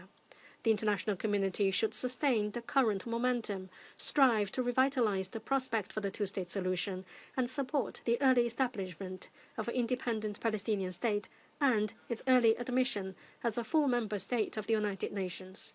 Both Gaza and the West Bank are inalienable parts of the Palestinian territory. We must resolutely oppose unilateral actions that undermine the foundations of the two-state solution. Any day-after governance and reconstruction arrangements must respect the will of the Palestinian people and uphold the legitimate rights of the Palestinian nation. Fourth, we must maintain peace and stability in the Middle East. From the onset of the current Gaza conflict, there has been frequent abuse of force and military adventurism, which have triggered profound changes in the regional landscape. The Middle East is once again standing at historical crossroads: relaxation or escalation, dialogue or confrontation, peace or war. These are the choices that the regional countries and us, the international community, should make collectively. We call on all parties to effectively respect the sovereignty, security, and territorial integrity of countries in the Middle East. We call on Israel to earnestly respect the rights to survival and development of the people in the Middle East, and call on countries in the region to prioritize long-term peace and security, uphold the vision of common security, resolve differences through inclusiveness, address conflicts through dialogue, come together to shape a regional order based on equity and justice, and jointly build a future of peaceful development in the region. President, China always upholds fairness and justice on the Palestinian question and always firmly supports the just cause of the Palestinian people. Chinese President Xi Jinping has put forward in succession the Global Security Initiative and the Global Governance Initiative, contributing a Chinese plan to resolve conflicts and hotspot issues, maintain international peace and multilateralism, and enhance global governance. This also provides important guidance for addressing Middle East issues. Guided by these initiatives, China is committed to working with the international community to promote a ceasefire, alleviate the humanitarian catastrophe, implement the two-state solution, and ultimately achieve a comprehensive, just, and lasting solution to the Palestinian question, so that both Palestinians and Israelis may live in peace and happiness, and the Middle East may embrace a future of lasting peace, stability, and shared prosperity. Thank you, President. I thank the representative of China for the statement. I now give the floor to the representative of the Russian Federation. Mr. President, we thank the Secretary General for his report on the situation in the Gaza Strip. We welcome the participation in today's meeting of the foreign ministers of regional states and relevant international organizations. The crisis in Gaza, whose scale in terms of civilian casualties has surpassed any conflict in recent decades, has led to escalation throughout the entire region, with violent flare-ups in a number of neighboring countries. In this context, we understand the desire of our Middle Eastern partners to speak out on this urgent issue that directly affects each of them. Colleagues, in recent weeks, a number of major developments have taken place at the UN regarding the Middle East, clearly reflecting growing solidarity among the international community regarding the fact that what is happening in Gaza due to Israel's actions, regardless of the justifications for those actions, is unacceptable and cannot continue. Last Thursday, 14 members of the Council voted in favor of a draft resolution demanding an immediate and unconditional ceasefire, the release of all hostages held by Hamas, the lifting of the severe humanitarian blockade of Gaza, and the provision of safe and unhindered access to those in need. Unfortunately, the United States blocked that resolution, using its veto for the 7th time on this issue. A little earlier, however, the Council did manage to agree on a statement, albeit a very general one, condemning Israel's attack on the sovereign state of Qatar.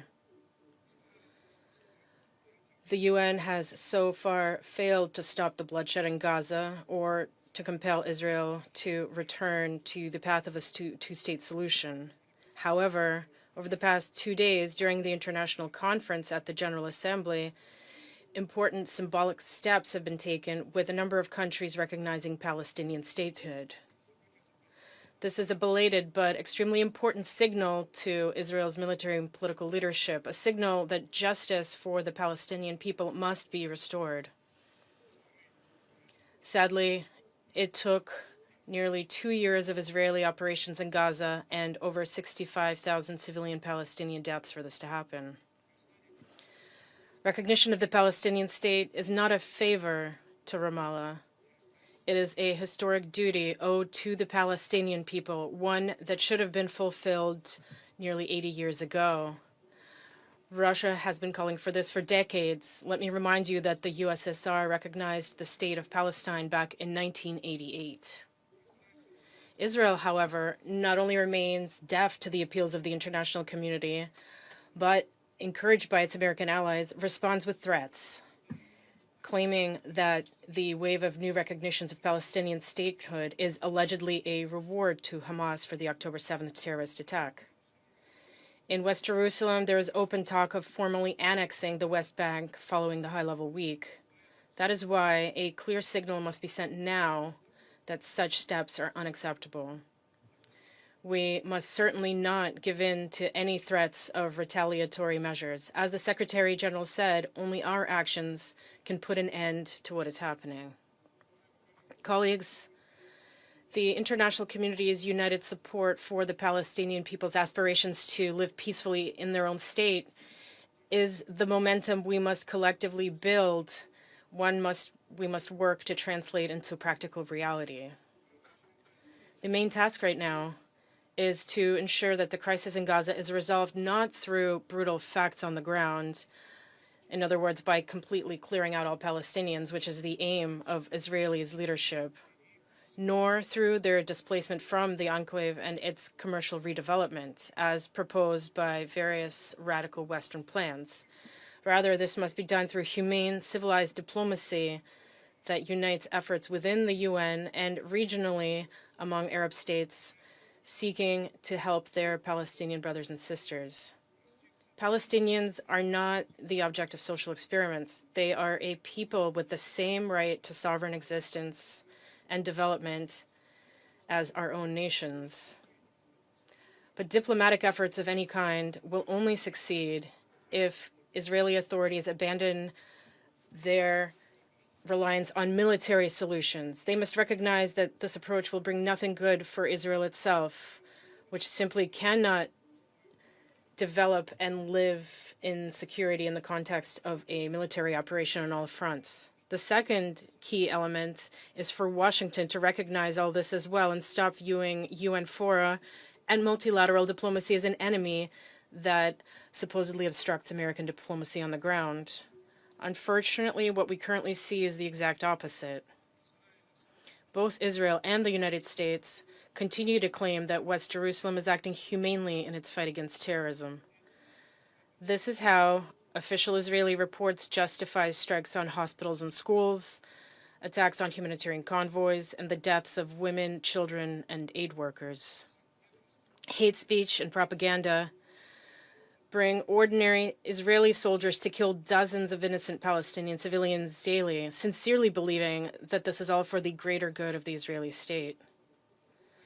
In this way, for nearly 2 years, West Jerusalem has been systematically constructing and imposing a distorted narrative in which Palestinians are second-class people who can be exterminated, displaced, starved, and killed even directly at humanitarian aid distribution points. UN leadership, its humanitarian bodies, and even member states calling for a ceasefire and humanitarian access are unabashedly labeled by Israeli representatives as terrorist accomplices. This radical, distorted rhetoric, along with West Jerusalem's clear intent to continuously escalate the situation in the region, a situation that is already drawn in Lebanon, Syria, Iran, Yemen, and Qatar, undermines any progress towards a peaceful resolution of the Middle East crisis. The Israeli strike on Doha, one of the key mediators in negotiations, clearly demonstrated that Israel is not aiming for diplomacy, but rather for endless war, even at the cost of the remaining hostages who, with this war, are left with no chance of survival. It is also clear that Israel's strategic endgame is to take full control of all Palestinian territory, both Gaza and the West Bank. Annexation plans are discussed openly, not only without hesitation, but with pride and a sense of fulfilling a historic mission. And these are not just empty words. Gaza is being systematically cleared, carved up into so-called security zones that shrink by the day.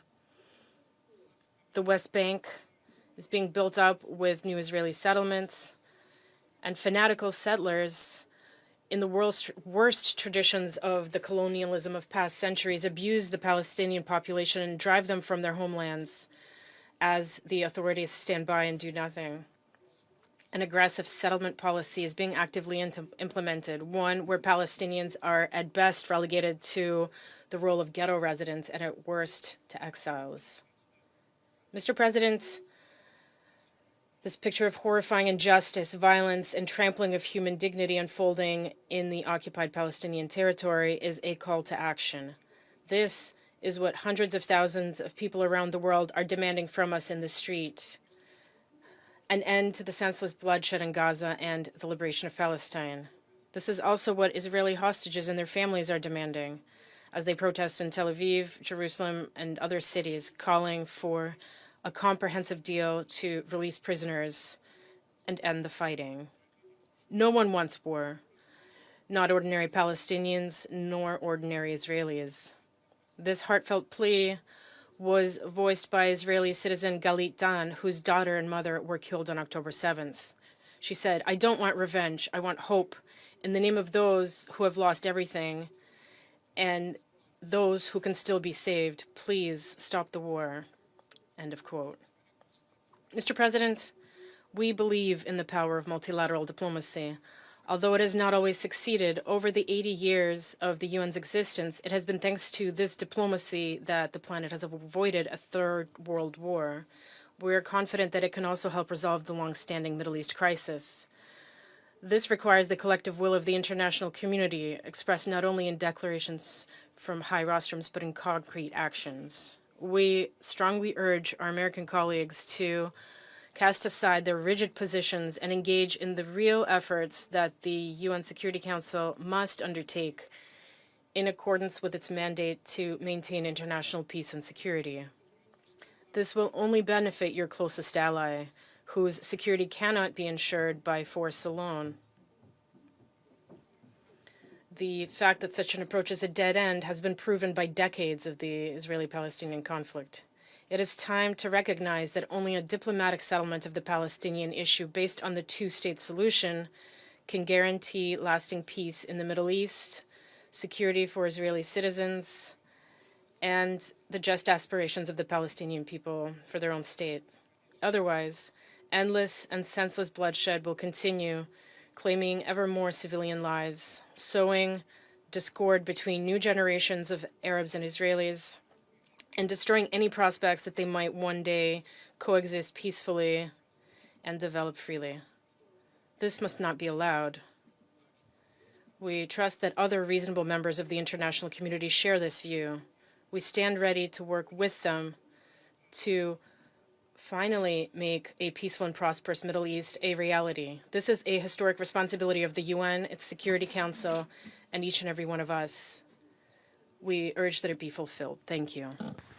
I thank the representative of the Russian Federation for the statement. I now give the floor to the permanent observer of the State of Palestine.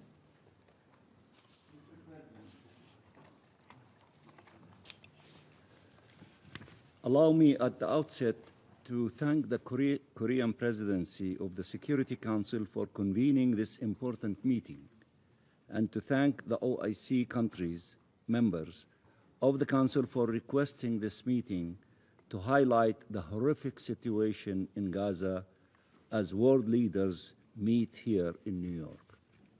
I also want to thank the high-level representatives participating in this meeting. Allow me to also thank Secretary General Guterres for his relentless efforts and his very moving and inspiring statements in these past 2 days. And through him, we wish to extend Palestine's gratitude to the entire United Nations and its personnel on the ground, with remembrance of those who were killed while trying to save lives in the midst of this genocide. Mr. President, we just adopted a declaration on protection of humanitarian personnel on the North Lawn Sunday afternoon. This Council has adopted resolutions on protection of civilians, including children and women and humanitarians and journalists.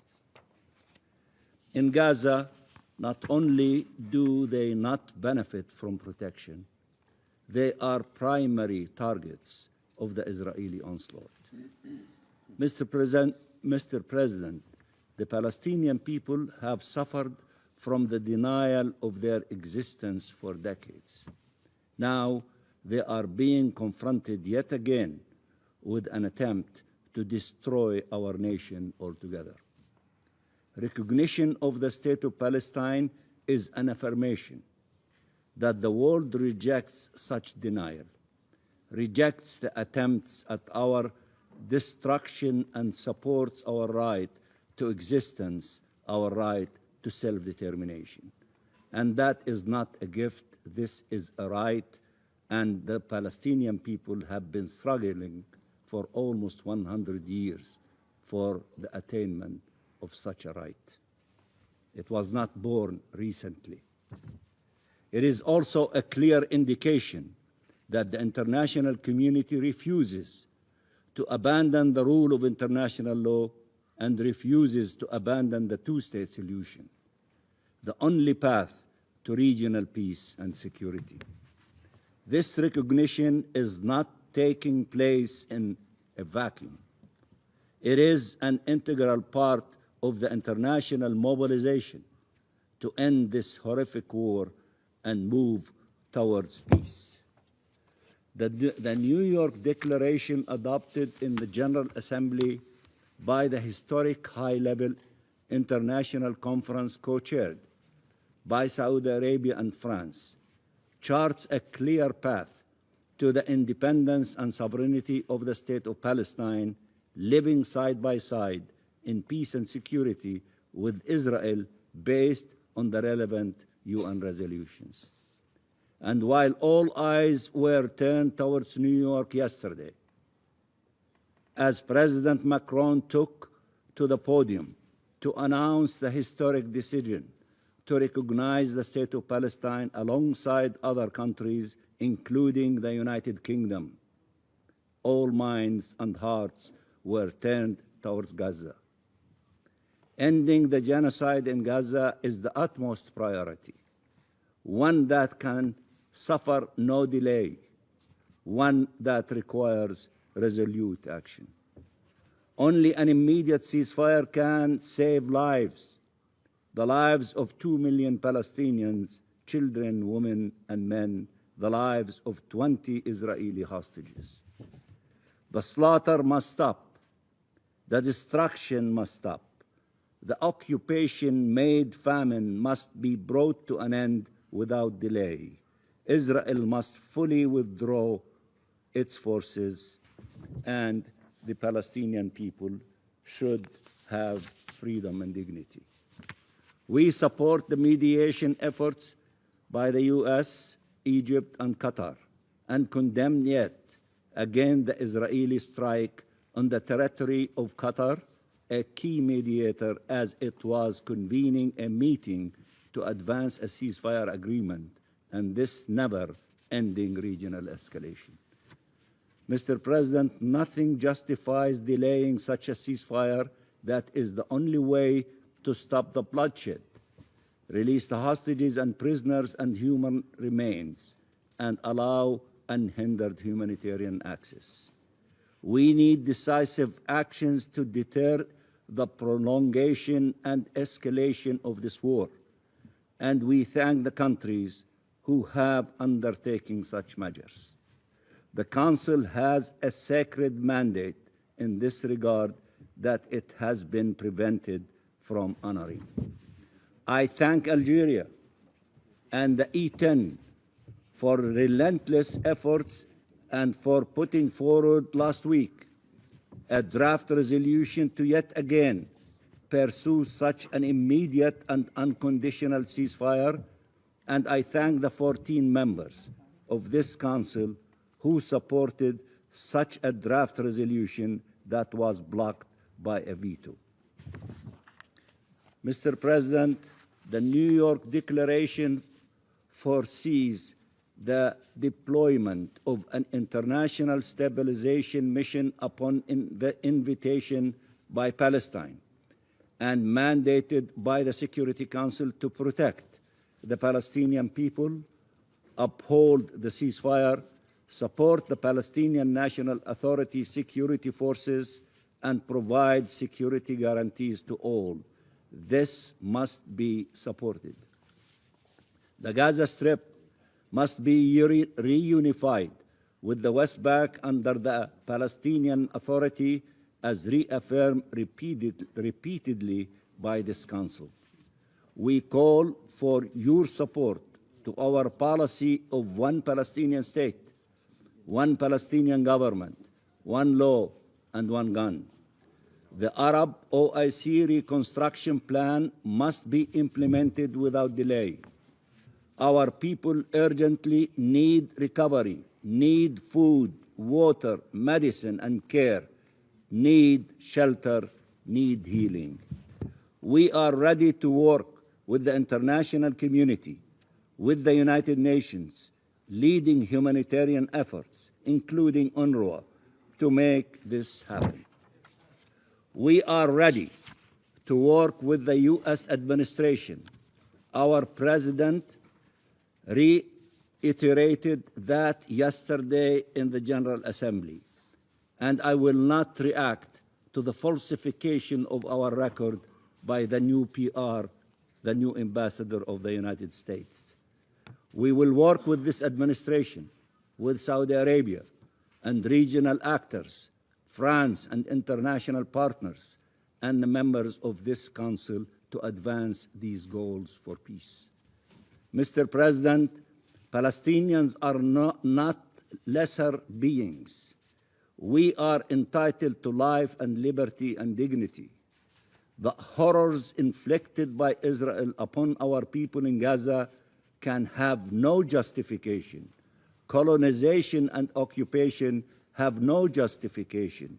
We are not condemned to live under perpetual occupation, nor are Palestinians and Israelis are condemned to perpetual war. We are committed to peace in words and deeds, and we will honor our obligations. But Israel must also be made to respect its obligations. It is not only one-way street. No genocide, no dispossession, no forcible displacement, no colonization, no annexation, no occupation. A change in long overdue and sea change we are seeing across the world in support of Palestinian self-determination and independence, in support of peace and security, must lead to a fundamental change on the ground. Save Gaza, save Palestine, save peace. Thank you, Mr. President. I thank the permanent observer of the Observer State of Palestine for the statement. I now give the floor to His Excellency Mr. Jonas Gahr Støre, Prime Minister of Norway. Thank you, Mr. President. I have requested to speak in order to make three essential points about the horror that we are witnessing in Palestine. So let me address them. First, we join others in expressing our deepest concern about Israel's expanded military campaign ongoing in Gaza as we meet. We reiterate our call for an immediate ceasefire, drastically improved humanitarian access, and the unconditional release of remaining hostages. Second, while this crisis requires immediate action, it is just as important to lay the foundations now for the day after the war and for the end to the conflict. As the conference yesterday made clear, the overwhelming majority of member states of the United Nations consider the two-state solution the only credible basis for peace in the Middle East, peace for Israelis and peace for Palestinians. Mr. President, my capital city, Oslo, is in many ways synonymous with those efforts thanks to the Oslo Accords that created the Palestinian Authority back in 1993. Ever since, my country has worked towards one goal: peace, security and dignity for the Palestinians and the Israelis, living side by side in two sovereign states, enjoying the rights and obligations that follow from the Charter of the United Nations. Norway recognized the State of Palestine in May last year. That was a hand to those on both sides who seek peaceful solution. And I need to say on behalf of those who recognized Palestine yesterday, doing so is turning the back on terror. It is turning the back on Hamas. It is taking the voice away from them and handing it to the peaceful part of the Palestinian overwhelming majority who want to live with rights and obligation under the Charter. Our decision reflected a realization that the old approach, waiting for a negotiated outcome before we recognize, was no longer a feasible option. One party simply refused to engage and to veto progress, and we cannot live with that. So let this be clear: a Palestinian state has been part of the vision for decades. Today we are far from realizing it on the ground. But the international support for and recognition of the State of Palestine is gaining momentum. The majority is growing. And I commend France and Saudi Arabia for arranging the historic session in the General Assembly yesterday. This week, 2 additional permanent members of the Security Council declared it is time. Which brings me to my third point, Mr. President. Let us use this momentum also to mobilize necessary financial support to support the Palestinian authorities with necessary reforms, to implement the roadmap that was agreed in the General Assembly on September 12th, and to resume meaningful engagement and decisive peace talks. Norway will host, as we do every year, a ministerial meeting of the International Donor Group for Palestine, the AHLC, in New York this week. As stated by Prime Minister Mustafa, the severe lack of funds represents an existential and immediate threat to Palestine state building. Together with a broad group of countries, we are working to raise emergency funding for that Palestinian government. We encourage all member states to contribute. And we continue to call on Israel to release tax revenues owed to Palestine.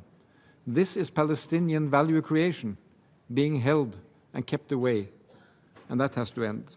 There will be no state of Palestine or a body to govern Gaza the day after the war ends without a functioning, reformed, and legitimate Palestinian Authority.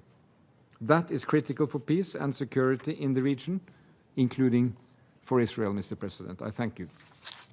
I thank His Excellency Mr. Steria for the statement.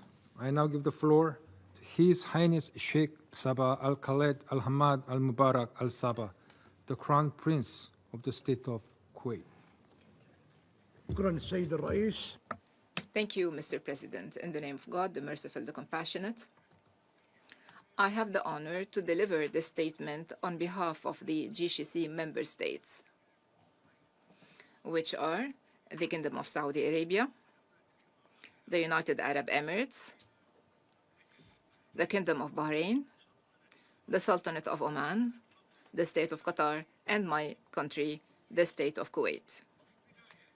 At the outset, we thank the countries of the OIC for asking for this urgent session. And we also thank the Republic of Korea, which is presiding over the Council this month, for convening this session at this critical moment.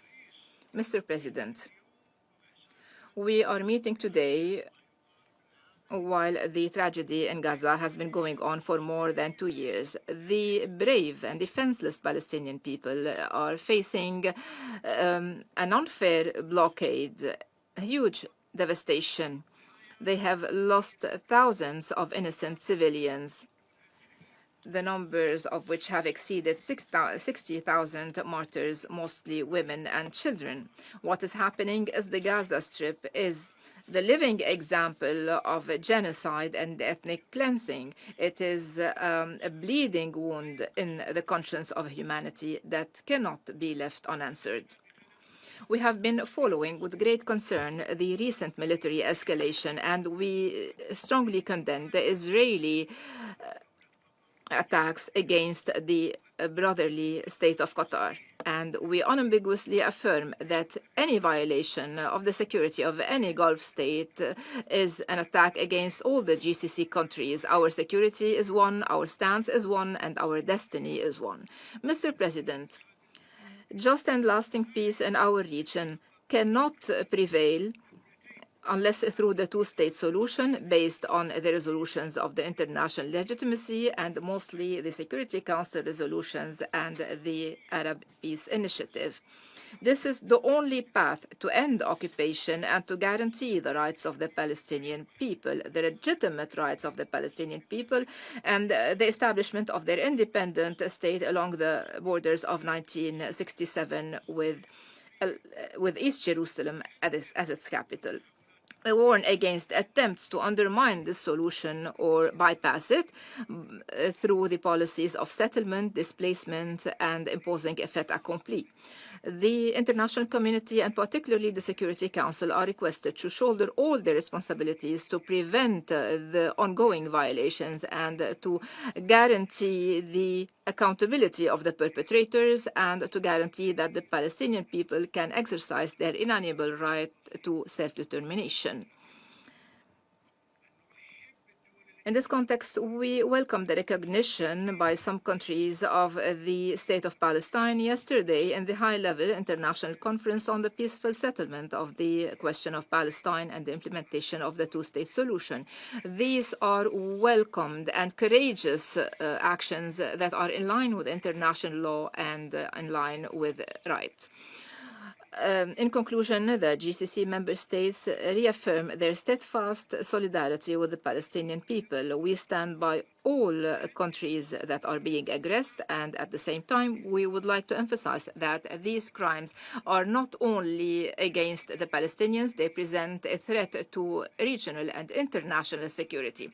We call upon this Council to translate its words into deeds through tangible steps to end the aggression immediately and to guarantee the immediate humanitarian access, to protect civilians, to put an end to the illegal, unjust occupation. Otherwise, we will never know security and stability. Our utmost goal today and every day is peace.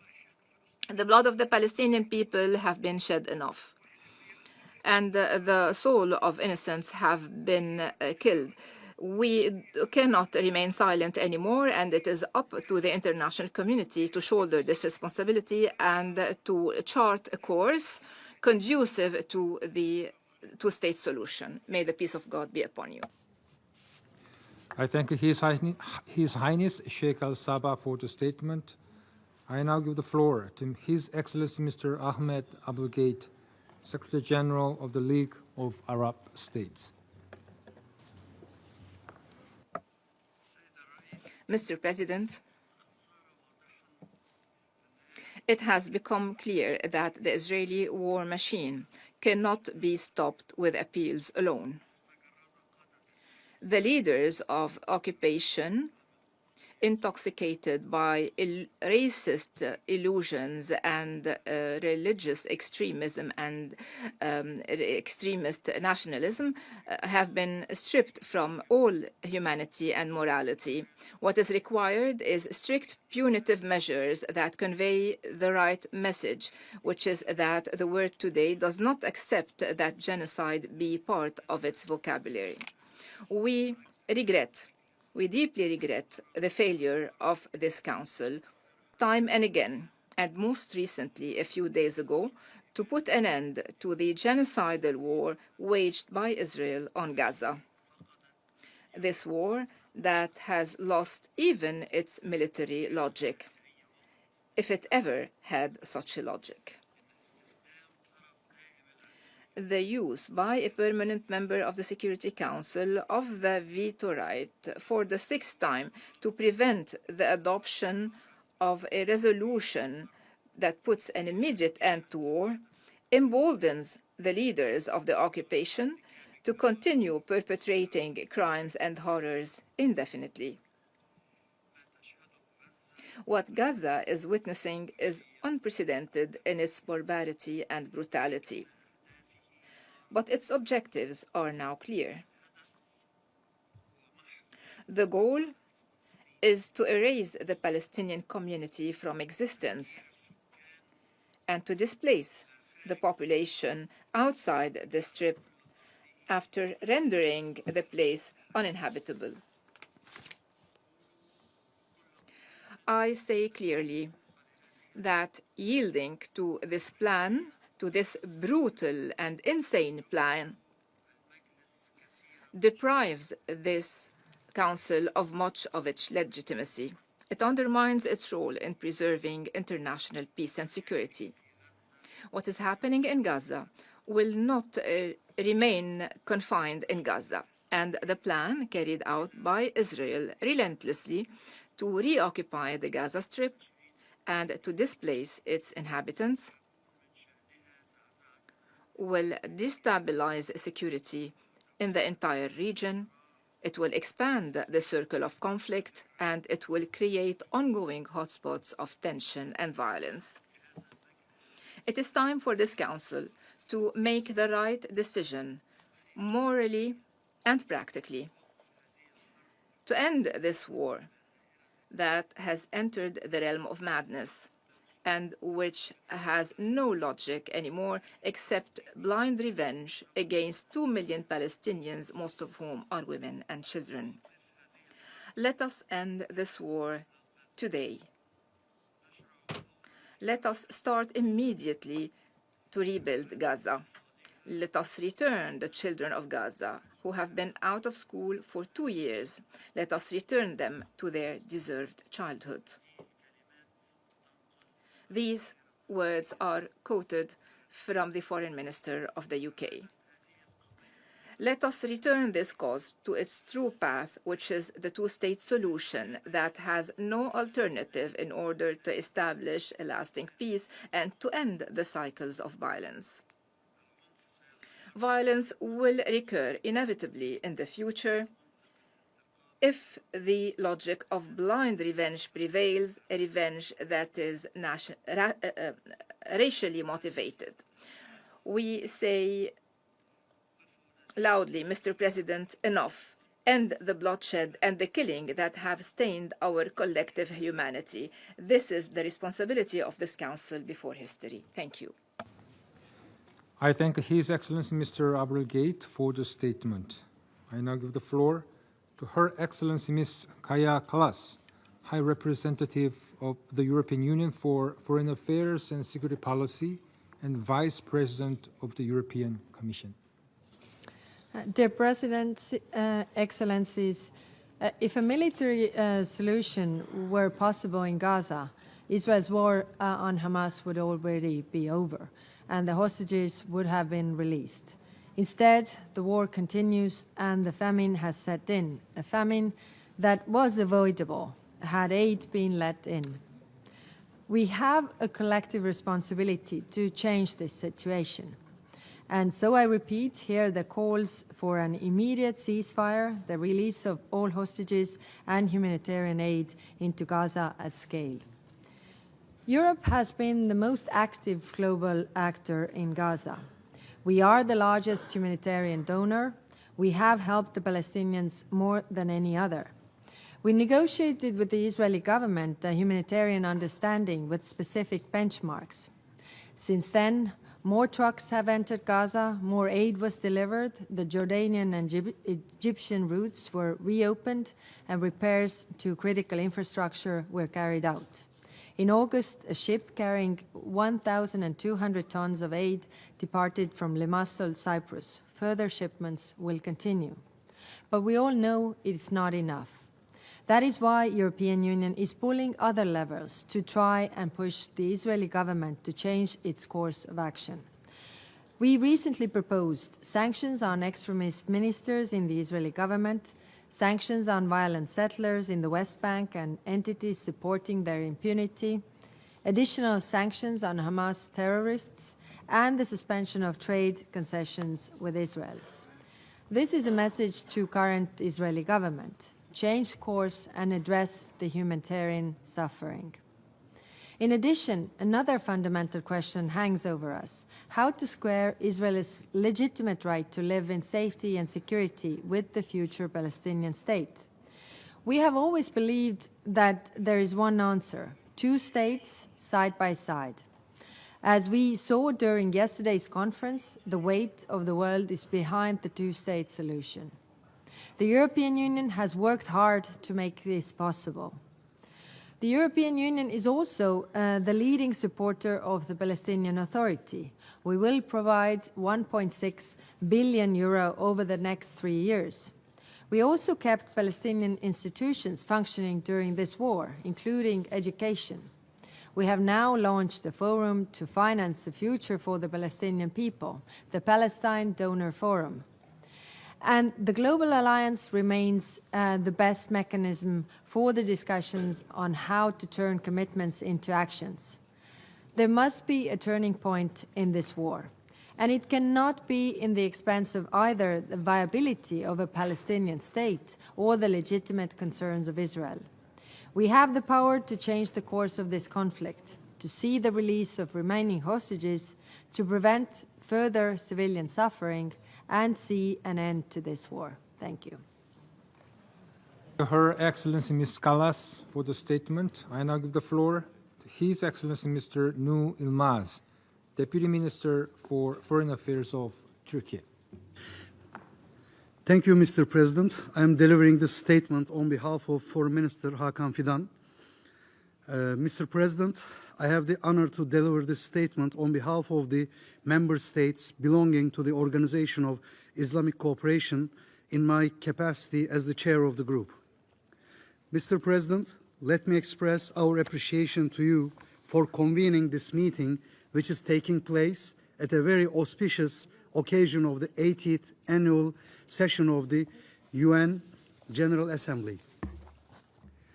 There is no doubt that the unprecedented crisis and the catastrophic humanitarian situation in the Gaza Strip and the rest of the occupied Palestinian territory, including Al-Quds al-Sharif, has further deteriorated with the continued Israeli onslaught against. Prior to the recent official confirmation of the Israeli genocide in the occupied Palestinian territory by the United Nations Independent International Commission of Inquiry, the OIC group has also decried the unprecedented humanitarian consequences of the long-drawn Israeli military onslaught in Gaza and elsewhere in the occupied Palestinian territory.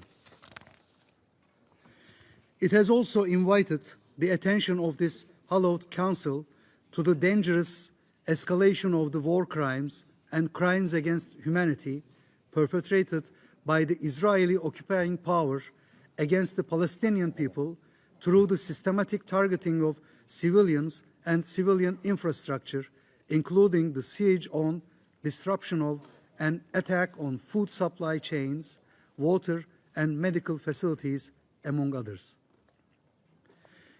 We note that the actions of the Israeli occupying power amount to ethnic cleansing, illegal blockade, the use of starvation as a weapon of war, and colonial settlement and apartheid policies, acts of settler colonialism and terrorism. Land confiscation and home demolition, including attacks on Islamic and Christian holy sites, are acts of genocide and crimes against humanity and constitute a grave violation of the historic status quo at the holy sites of Jerusalem. Consequently, we reaffirm the decision of the 21st Extraordinary Council of Foreign Ministers held in Jeddah, Kingdom of Saudi Arabia, on 25 August 2025 on the significance of the case presented to the International Court of Justice on Israel's violation of the 1948 Convention on the Prevention and Punishment of the Crime of Genocide. We, therefore, call on the Council to take the urgent measures to hold Israel accountable for these genocidal acts, including invoking Chapter 7 measures to bring a halt to the bloodshed and all of these crimes and to ensure the protection of the Palestinian people. Mr. President, while we had earlier condemned the Israeli military attack against Qatar on 9 September 2025, we consider the unjustified and illegal action on the part of the Israeli authorities as a desperate move to frustrate the global efforts to achieve a ceasefire and an end of the siege in Palestine.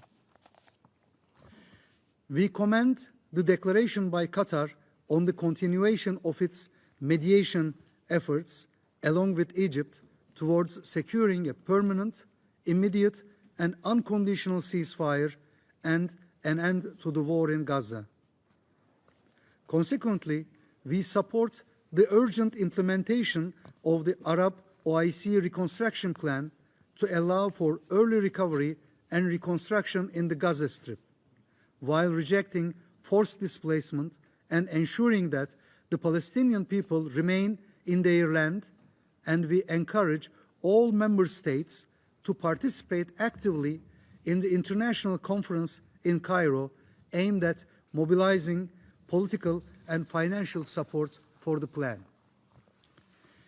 In the same vein, we commend member states of the United Nations and the citizenry of the world for their overwhelming support for the legitimate cause of the Palestinian people, for their inalienable rights, including to return to self-determination, to the independence of the State of Palestine, and the implementation of the two-state solution.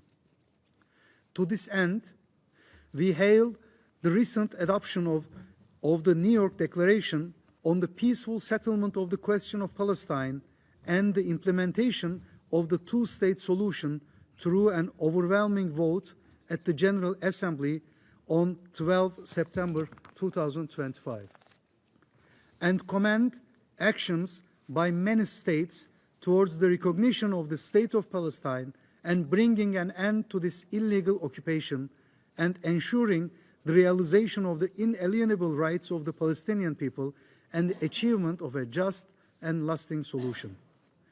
We reiterate that the time has come for the Council to assume its duties for the maintenance of international peace and security, including by approving the admission of the State of Palestine as a full-fledged member of the United Nations.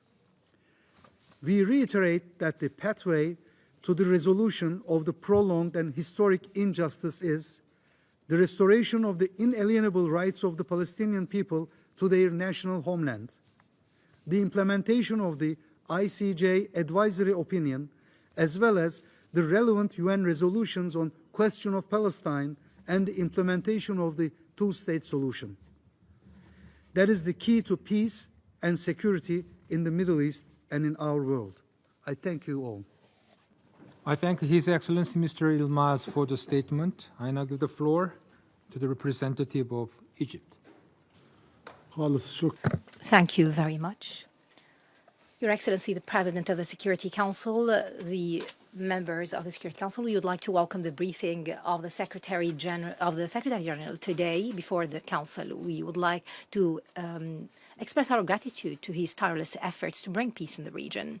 From the very first day, Egypt attempted to end the war in the Gaza Strip. We are convinced that pushing the situation out of control will plunge the region into an unprecedented phase of instability.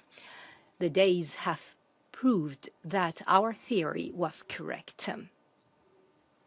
The efforts to put an end to this war have been countered by the Israeli intransigence more than one time, and we did not reach any point where we can put an end to this bloodshed or this war. Israeli intentions toward Gaza and the Palestinian cause are no longer hidden. Israeli statements and moves unravel a genuine attempt to re-engineer the Palestinian presence in Gaza.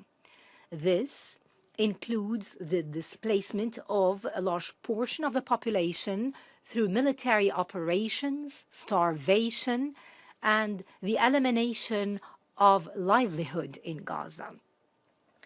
The current ground military operation to storm Gaza City is only part of this subversive scheme. Egypt affirms its total rejection to this plan and its consequences.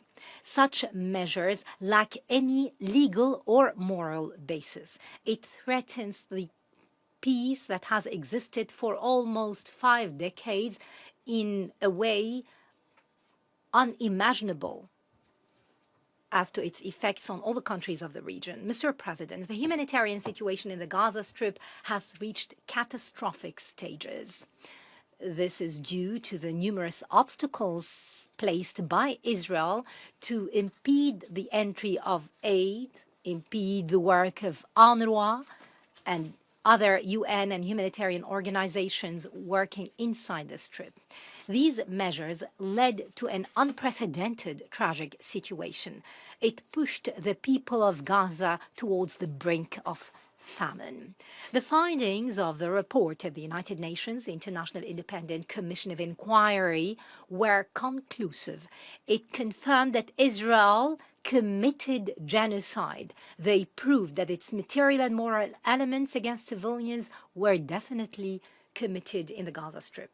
In the face of such catastrophic situation, Egypt adopted great wisdom. It was not dragged into any narratives or arguments or towards paths that would lead to further escalation or deterioration. Instead, it tried to avoid any provocation because we were certain that the ceasefire is the first step required to launch a political pathway that would diffuse the crisis. It will allow the beginning of serious discussions on the future of Gaza and the future of the entire Palestinian cause. Egypt is intent to continue its effort with all mediators to achieve this noble goal. Mr. President, Egypt also intends to host a conference on the early recovery and reconstruction in the Gaza Strip as soon as a ceasefire is reached. This will mobilize the necessary support for the implementation of the Arab OIC plan for the reconstruction of Gaza by Palestinian hands. It will also counter any plans for displacement. Our main task must be the enablement of the national decision to carry out the administration of the Strip in a way that will preserve the unity of the Palestinian territory from the Gaza Strip to the West Bank. This should also include the occupied East Jerusalem, all under one authority, one government, one law, and one weapon. Mr. President, Excellencies, members of the Council, it has been certain to all that the security arrangements on the ground and ending the current catastrophic situation in Gaza, as well as the reconstruction, are inevitable and necessary steps. They cannot be achieved practically on the ground unless there is a political horizon towards a comprehensive and just settlement of the Palestinian cause based on the two-state solution. It has to also include the establishment of the Palestinian state with East Jerusalem as its capital along the lines of the 4th of June 1967. This must be accompanied by genuine international will that supports peace and stability in the Middle East. I now give the floor to Her Excellency Mrs. Mariam bint Ali bin Nasser Al Misnad, Minister of State for International Cooperation of Qatar. السيد الرئيس، في البداية نعرب عن شكرنا لسعادة وزير خارجية. President, first of all, we'd like to thank the Foreign Affairs Minister of the Republic of Korea for convening this meeting, and we'd like to thank the Secretary General for his briefing. We align ourselves with the statement delivered by the OIC. There is a consensus now on the issue of the two-state solution under international law. This has been borne out in the statements delivered by presidents and heads of state and government during the general debate, and also during the ministerial conference which was held on Monday and was co-chaired by France and Saudi Arabia. Qatar participated at the highest level. Many states recognized there the state of Palestine. This is international momentum to resolve the outstanding issues on the UN's agenda, and this also concerns the resolution on Palestine's participation. We would hope that the Council will join this consensus through the resolution that the E10 have put forward. The Council has the responsibility to take the necessary measures so as to end the human disaster in Gaza. That is to say, genocide and forced displacement, and to adopt a binding resolution under Chapter 7 so that Israel is compelled to accept an immediate ceasefire. President, it is clear that mediation and diplomacy are the best ways to resolve conflicts. Efforts undertaken by Qatar, alongside Egypt and the United States of America, have been broadly welcomed. The Council, in its resolution, has declared the importance of these efforts.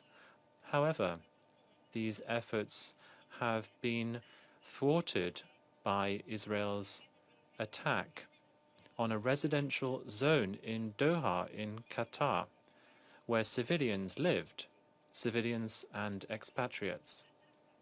During this attack, a member of our domestic security forces, aged 22, was killed, and several other people were injured in this attack. This is a blatant violation of our sovereignty and also international humanitarian law and the UN Charter. This is a direct attack on international law as a way of resolving conflicts. Mediators need to be protected. This is not a political issue. This is a basic principle to uphold security. International solidarity with Qatar has been clear. There has been a communication issued by the Security Council, but also from the Doha Ministerial Conference, which said that this attack has undermined efforts to achieve peace. Israel is violating IHL in Palestinian territories, and systematically. Starvation has been used as a weapon. Hospitals and schools have also been targeted. There is also the threat to illegally annex the West Bank. There are also attacks on places of worship. These are all major violations of international law and a threat to the two-state solution. In addition, we are seeing further measures taken by Israel in Syria and Lebanon. This undermines security and is in danger of escalating the conflict. It is therefore this Council's responsibility to maintain peace and security, because peace will only be achieved in the Middle East if the Arab Peace Initiative is respected, as well as the relevant resolutions of this Council. We call on the international community, notably this Council, to shoulder this responsibility, this ethical responsibility, and take measures to put an end to Israel's occupation, to fully recognize Palestine within the pre-1967 borders, with East Jerusalem as its capital. All mechanisms need to be used to achieve an immediate ceasefire in Gaza, and also to ensure the delivery of humanitarian aid, to lift the blockade and to protect all mediators. We also need to do our utmost to ensure the two-state solution is preserved. Thank you. I thank Her Excellency Mrs. R. Misnad for the statement. I now give the floor to the representative of Saudi Arabia. In the name of God, the merciful, the compassionate, Mr. President, Your Excellencies, members of the Council, ladies and gentlemen, may the peace and blessings of God be upon you. The Gaza Strip is suffering from a catastrophic situation that is deteriorating day by day on all levels due to an unprecedented military escalation and an absence of any effective political horizon. This led to a collapse of all the elements of life and security. The continued onslaught and the siege imposed for years made the Strip a central hot spot that is a threat to the stability of the entire region. It's a real danger to peace and security in the region and the world. The repeated aggressions and Israeli violations that run counter to the principles of international law and the UN Charter and the most basic international norms was solely the result of the lack of accountability and the prevalence of impunity and the failure of the Security Council and the international community to deter the aggressor and stop their violations. This has reached a dangerous turn that portends to erase the national sovereignty. It threatens the credibility of this organization and the basics of international legitimacy. It undermines diplomatic and negotiated solutions. It is a real danger to the security of the region and the world. Mr. President, ladies and gentlemen, we have clarified the dangerous situation in Gaza before your august council and the repercussions of the aggressive approach of the Israeli authorities in the Middle East. They are continuing to expand this regional conflict over the past years. They are pushing the countries of the region to the brink of a dark path that is surrounded by absurdity, hatred, and wars at the expense of peace and security and coexistence among their peoples. And we are still witnessing the repercussions of the lack of any firm measures to deter the Israeli violations, how they are trampling on the principles of laws and norms governing the international community, their continued unilateral expansion of such measures unabated. Is it acceptable that they target the territory of the sisterly country of Qatar, violating its sovereignty as they are undertaking coercive effort to mediate to end the war? What we have been seeing time and again is the intransigence of the Israeli party to block the path to find a peaceful solution, to put an end to the bloodshed, to the suffering of the civilians. They only want the region to continue witnessing this continued escalation and the scourge of war. Before this truth, we reiterate our calls that this Council must shoulder its responsibilities for which it was established. We have to invoke the international deterrent measures of accountability against this Israeli behavior to maintain regional and international peace and security and ensure the credibility of this international regime and its legitimacy.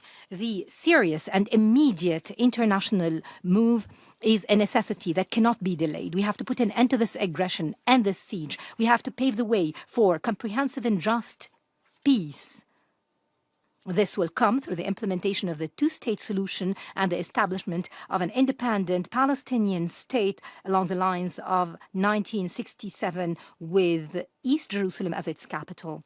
Thank you, Mr. President. Peace and blessings of God be upon you. I thank the representative of Saudi Arabia for the statement. The representative of the United States has asked for the floor to make a further statement. I give them the floor. Mr. President, I must take the floor to respond to my Palestinian colleagues' comments. As Ambassador Waltz noted, the Palestinian Authority has failed to meet its own Oslo commitments to renounce terrorism and violence and to resolve issues through direct negotiations with Israel. These are not falsehoods.